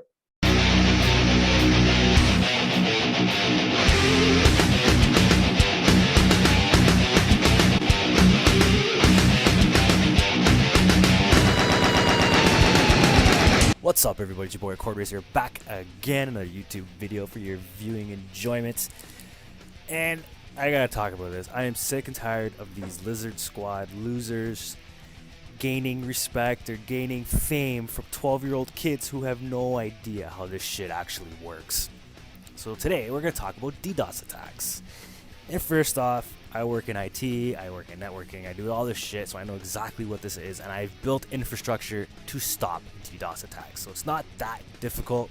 I don't know how Microsoft and Sony do their thing. They might have a more complicated system, but from what I gather, it shouldn't be that difficult to stop these things if you have the right technology in place. So first of all, this is how a DDoS attack looks like. You have this little nerd over here in the corner. This is what Lizard Squad looks like, and he's controlling from his system a controller box, meaning he's sending data to this machine somewhere out on the internet. Now he's telling that machine to these other infected computers or infected servers or dummy servers or whatever that are out there, okay, to send data to the victim. So the victim in this case will be PlayStation Network and Microsoft Xbox Live. Okay, so these zombie machines are saying, hey, PSN, I want this data, but this data never does exist. So what this PSN and Microsoft Xbox Live do is respond by saying, I don't have this data. But the response back to the zombies is ignored by the zombie machines, because the zombie machines are being told that any response back from the victim, you do not listen, you close the port. So then the zombie machine sends it out again and again and again and again. Now a zombie machine can send out one piece of code that is very minuscule, pictured as a grain of rice. But the information it wants back can be the size of, I don't know, a Ford F-150, okay? And so the victim, whereas PSN and Xbox Live, is trying to send back a Ford F-150 when only the zombie machines are sending it grains of rice. Okay, that's the easiest way we could say this.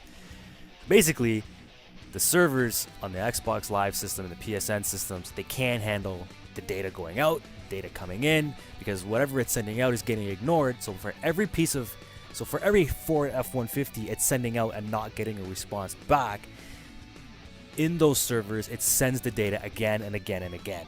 So if there's, let's say, 10 zombie machines or zombie servers sending data, and if they don't get a response, the PSN and the Xbox Live servers are sending 10 F-150s again and again and again until you get a response back. They're never going to get a response back. So basically, this is all it is. It's not hacking. It's not, oh my god, I'm the greatest hacker in the world. Oh my god, I am the best person in the world. Look at me hack this data center. Look at me hack this. All you're doing is sending a piece of code from one machine to another and telling your machine to not answer the machine you're attacking. Anybody can do this. You can do this from your house. Only issue with that is that your internet service provider will get wind of it and then they'll just fucking shut you down because they have things installed on their servers to know that. Okay? So, that's all this is. Let's stop giving them fame and fortune and, oh my god, if we get 10,000 followers on this new account, we'll stop it. First off, basically what happened with PSN is, from the amount of time you were hitting it with data, all they did was shut down their login and listen server. So after that, your attacks were probably nothing. They were going out to thin air and they weren't getting to where they were supposed to get. Now, the listen servers that you use to log in, because that's the first line of defense. If you are already logged in when a DDoS attack happens, you are not affected. So when someone says, some like Keemstar says, PlayStation Network is getting DDoS attacked, it's offline. But you're saying, no, it's not, I'm online. Well, the reason why you're online is because you've already passed that login listen server. You're no longer part of that connection. It doesn't need you anymore, so you have no issues bypassing anything that is happening. First off, that's how that works. Next, how you stop a DDoS attack. Now, this is not the hardest thing in the world. I can't find a better, I don't know, basically like an image. I can't find a better image to do it, and I'm too lazy to fucking draw one out. So basically, this is how it works. It's called an RRL. Okay, so an RRL, if you don't know what it is, Google it. But I'll tell you anyway. Basically, it's a limiter, a response rate limiter, meaning if I'm asking a server for data, and it sends me the data, but it doesn't get a response back saying I got the data, so you send it again and again and again and again and again. If you put a response limit on it, meaning if you've tried 5 times, you don't get a response, stop sending it. Basically, that's how that works. Okay? So, if I'm sending an image, or if I'm sending data back to these zombie machines, or DNS servers, or whatever, and I'm not getting a response back after 5, 10 tries. First off, you wouldn't do 5 or 10 tries, that's too small. But I'm just, for example, so 5 or 10 tries. If I don't get a response back, you stop sending that data. If it gets another one, you stop it after 5. Stop it after 5. Stop it after 5. Now, once you start getting into trying to block DDoS attacks on a grander scale, so when I've built e-commerce security systems, meaning, you know, security systems that Amazon has, or fucking Walmart, or whatever, if they constantly see the same amount of data being requested from the same IP address or the same location, what a response rate limiter will do is it will stop that and it will block it. It will block it and say, this IP address is requesting too much data, it's not getting a response back, it's bypassed our limit multiple times, I'm blocking it totally. So if a zombie machine is sending data to my server, my server's automatically saying, I don't give a fuck about you, I'm not even giving you a response. That's one way of stopping a DDoS attack. That's the easiest, simplest way to do it. Of course, there are other ways around it, because then you start sending DDoS attacks from other servers and blah, blah, blah. But eventually, you'd have to have thousands and thousands of servers to get past a response rate limiting server or piece of code to stop a DDoS attack, or to get past it. That's the easiest and simplest way to do it. Of course, there's other ways of beefing up firewalls, routers, you know, putting a firewall, a separate firewall from the router, don't have the firewall in the router. The data center you're on will max out. Once you max out your data, it'll shut it down, and then it'll reboot itself. It'll constantly do that kind of stuff. There's many ways to stop a DDoS attack. When you hear people saying, well, there's no real way to stop a DDoS attack, that's because they don't know shit. They don't know what they're talking about. They don't know what they're doing. You can stop one. For at least 24 hours, you can stop it. Now, if these guys are persistent, what happens is the next day, if you can try it again, you got to go through the whole motion again. That's what's happening with Sony and Xbox. They try it. They probably get blocked a couple of times. They try from different locations and stuff like that. That's kind of what happens, and that's why they break apart their attacks. So, all in all, okay, all in all, these people who do. So we see what is the DDoS also. So it's a very we find that, for example, maybe some of you heard about Obamacare platform. When the first day they receive many attack from like that. Okay, so it was what we can say it wasn't positive for Obama at the time. Okay, and then many people think it was because USA chose a Canadian company to realize the platform. It was CGI. CGI is a Québécois, a big multinational Québécois company, very big in Montreal, and in many people think it was because of that, because of USA didn't choose a USA company and then they attack the realization. So it's something like that we can find in the industry. So yeah. So, and then so it's something we can find today. So today, more and more platform they put a limit. Okay, so if you make a request 1, 2, twice, etc. So after 5 requests, they stop you. So today more and more platform use that RRL wall. And we have, so it's important to understand they can use someone. So a fake identity in LinkedIn can use employee in a company, and they use that person to attack a company. For example, when you don't pay attention, when you receive a message, so what they call it email, they call LinkedIn call that email. When you receive an email, you don't pay attention, you open that, and then it could be bad for your company. So if you are inside the company, so they can attack it easier. Okay, so at home today, we know we are in a remote, but for example, me, maybe next week I will be inside, but when it is inside, it is easier, because if the company doesn't have a strong, a robust capacity to fight to that attacker, so it will be easier for that attacker to pirate to jeopardize a company. So it's one of the problem we can have with LinkedIn by using someone like a employee.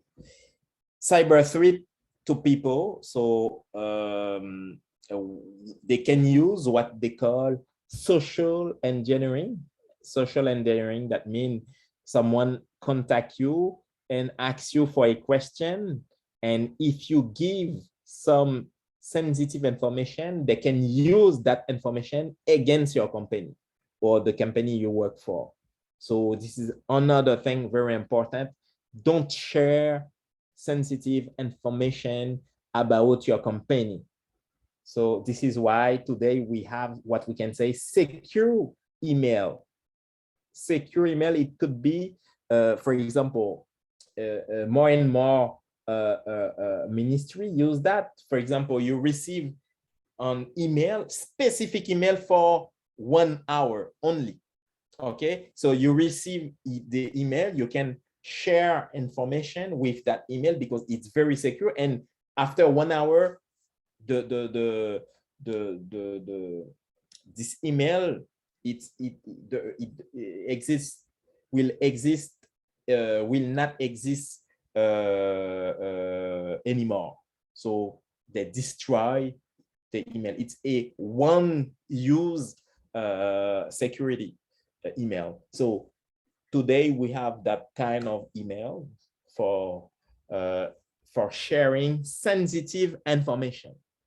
So this is important. So this is why the more and more big company like company in data, health data, the finance data, etc., or education data, they say to the employee not sharing sensitive information by LinkedIn or Facebook.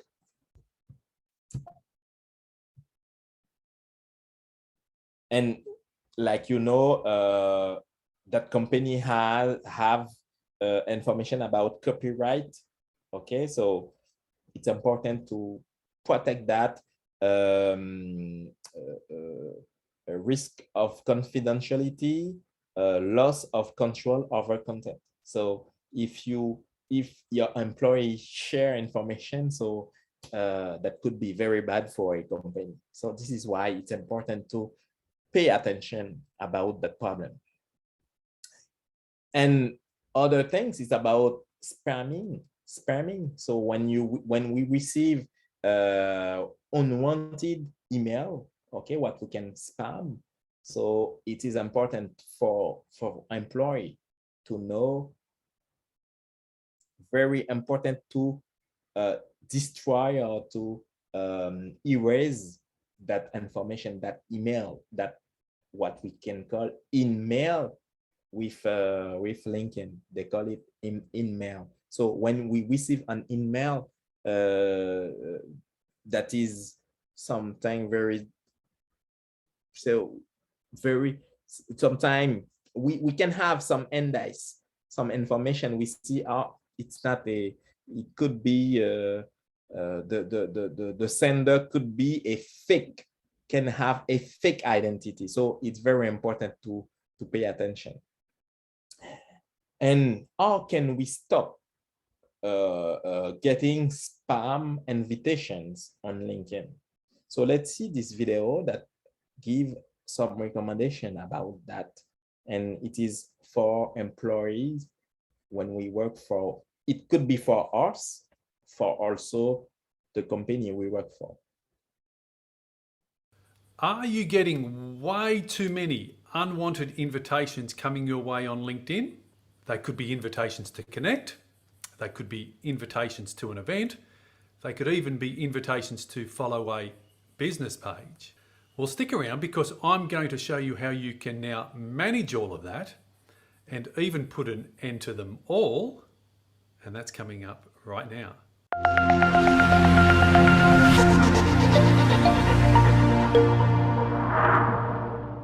So here we are on my LinkedIn profile. And first up, if you aren't yet connected with me, by all means, send me that connection request. So how do we manage the LinkedIn invitations that we all receive? Or how do we stop getting spammy invitations on LinkedIn? So for myself, personally, I'm quite open to receiving most of them because, you know, I'm a super connector here on LinkedIn, 23,000 followers. But I know for most of you, because you message me and you ask me, you say, look, Mark, they're annoying. And for a lot of you, they are actually just spammy messages. So how do we actually, manage that? And I'll show you what I mean. So I'm going to click on the My Network tab up here on the top. So it's now saying that I've got 7 new invitations. Now, only a minute or so ago, it was only saying 6. And I've just expanded it out now so we can see all of these 7 invitations. Now, first up, I'm going to say I'm not treating these as spam, but I know a lot of you do. Some people say they're annoying, and I can get 20 of these a day, and they come in all shapes and different invitations. So Adam's wanting to connect with me. Leon's wanting me to like his page. Nolene's wanting me to like and follow the page.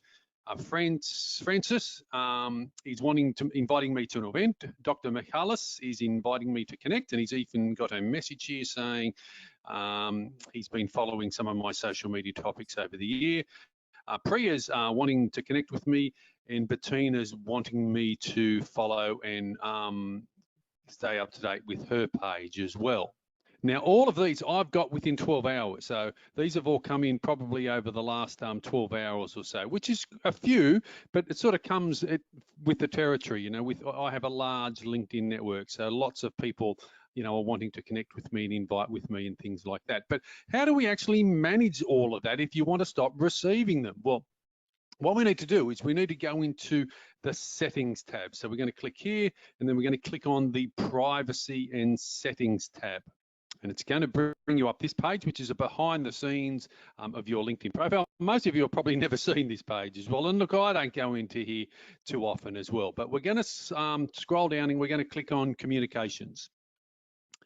And then we're going to start off with this one, invitation to connect. Now, going back, I had Francis, or I think it's called pronounced Francis. My apologies if not. Francois, maybe. Francis wanted to connect with me, and so did Priya. Oh, no, sorry, he wanted me to invite me to an event. Dr. Michalis wanted to connect with me, and so did Priya. So, and they're able to do that because invitations to connect, I've actually got it open to everyone on LinkedIn. You know, I'm a believer, you know, for myself and my business of brands, it suits me to connect with people from all around the world. But I know a lot of you don't want to do that. So you can actually tick the box here that says only people who know your email address or appear in your imported contacts list. That will vastly reduce the amount of spam connection requests or unwanted messages. Only people who appear in your imported contact list. So there's a few different ways that you can do this. But for myself, and it is LinkedIn's recommendation to have everyone on LinkedIn, but I will leave that up to you. So just by choosing here a different option, that's going to vastly reduce how many invitations to connect that you will get on LinkedIn. So that will deal with then Adam wants to connect with me. Who else did we say? Dr. Michalis and Priya. So they're people wanting to connect with me. And look, I've already had a look at them. So I'm actually going to accept these 3 people into my network because who knows where the opportunities will open up for both of us. And I will accept Priya as well. But we've also got these other ones. We've got pages and events. So how do we actually manage those ones as well? Well, again, we're going into settings and communications, and then we're going to click on this tab, invitations from your network. So if I click on that and it opens up, and this is where you now have some further options to do exactly what I just showed you with people who are wanting to connect with you, but here it's going to be slightly different. Allow your network to send you page invitations to follow companies and organizations. So you can turn that off. So if I've turned that off, then suddenly 3 of these 4 invitations here won't be able to come through to me again. Allow your network to send you event invite. So again, if I turn that one off, then Francis wouldn't be able to send me that invite to his event. And the last one is allow your network to send you invitations to subscribe to a newsletter.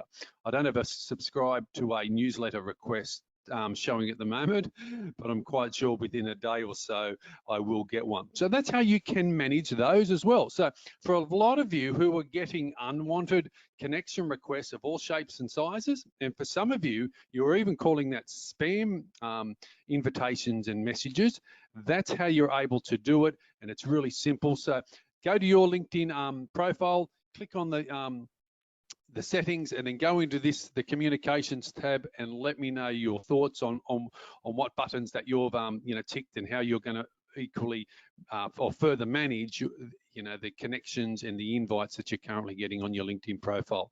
And as I said at the start of the video, if you're watching this, okay, so you see, if you have a company, you can explain that to your employees, or they can refuse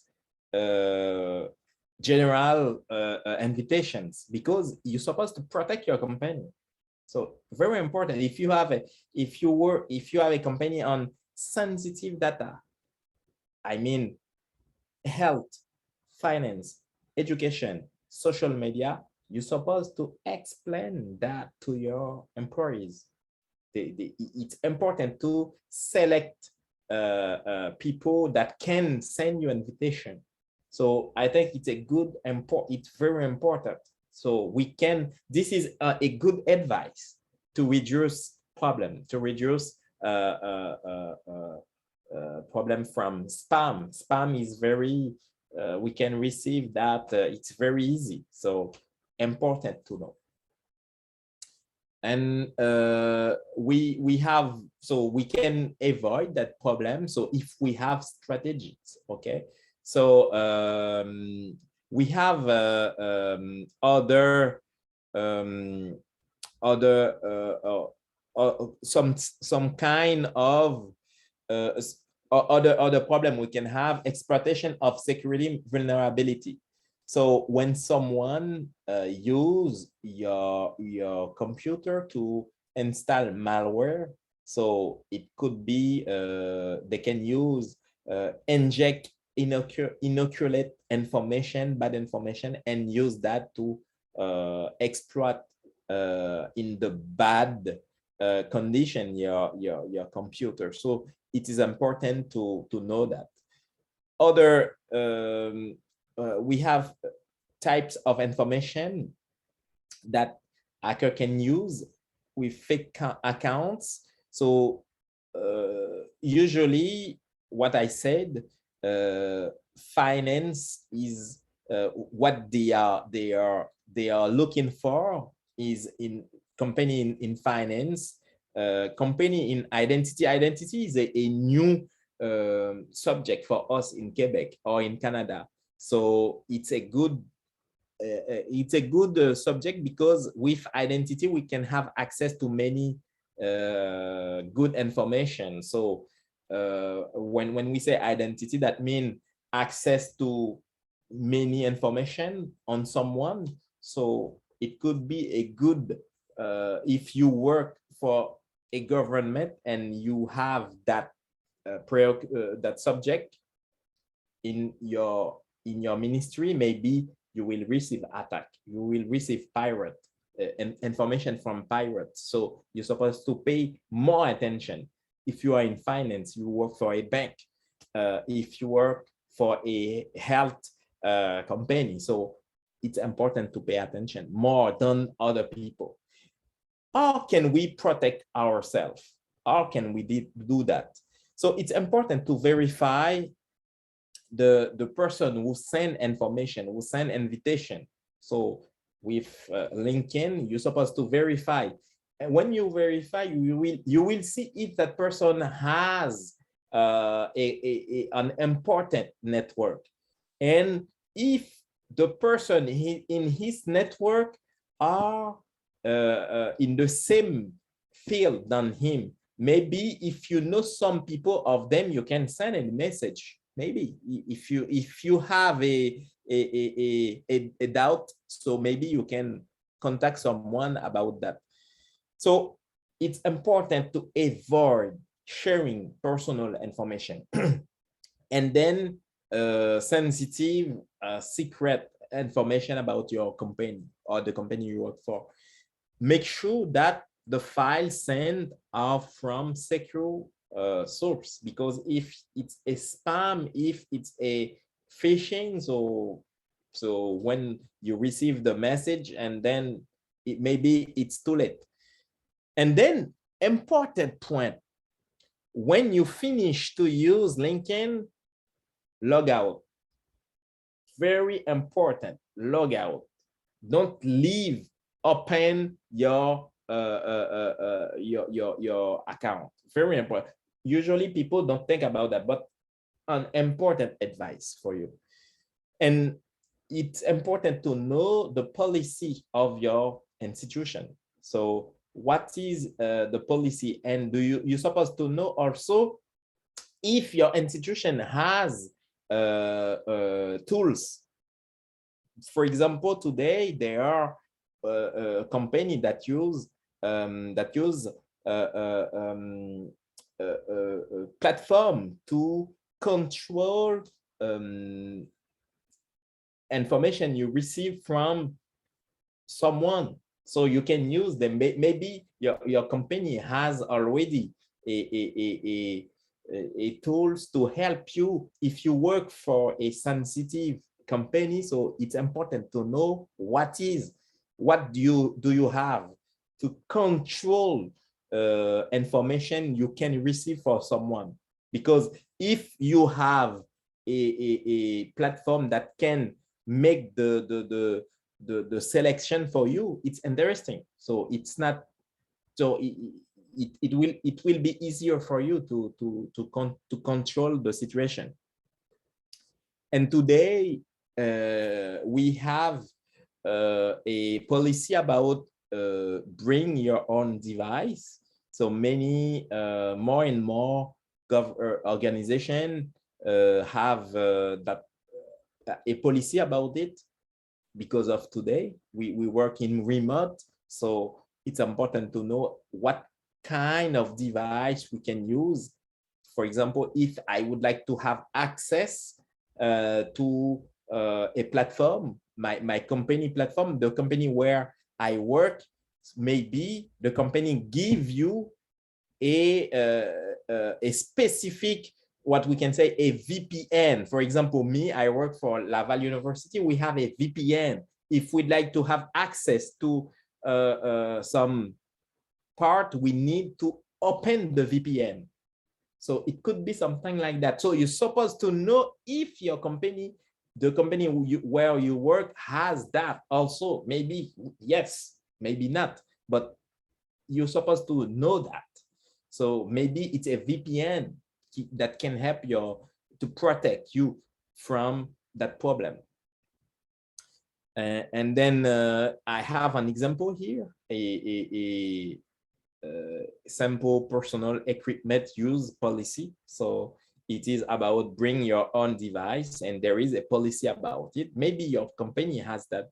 Maybe you have also a tool, a use of personal equipment management tool. Maybe you have that. So it's important to know if you have that in your company or the company where you work.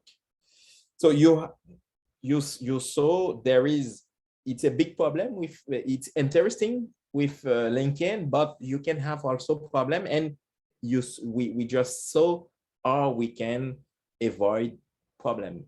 So, and it was the seventh session. In conclusion, I can say LinkedIn is a tool that can be useful to promote your application to employers. It allows you to promote companies to a wide audience. We know that with around 1 billion users, so it's very huge. It could be interesting, but in some respects, it remains innovative. I think LinkedIn doesn't create many innovation. It is for me. I don't see that. I see that they repeat what is good in Facebook, what is good in Instagram, and they don't create. I don't see good creation, good innovation with them. So, but it is very useful if we are a professional. It can be very useful, interesting, but it's not a good innovation like Facebook. We can have problem with Facebook, but Facebook has many innovation, I can say, with AI, for example. I don't see that with LinkedIn. And all the thing I see that from other big company, big innovation from other companies. So it's interesting, but it's not very something very new than other company, but it's interesting. So it was my maybe I am very negative about that, but I think this is my point of view. So thank you for this session. So if you'd like to know more about LinkedIn, I share with you a good references, so you can, if you'd like to know more about it, so you can read them if you want, and then we can discuss about them if you want. So feel free, if you have any question, to send it to me, and then it will be a pleasure for me. See you next week for the next session. Thank you. Thanks.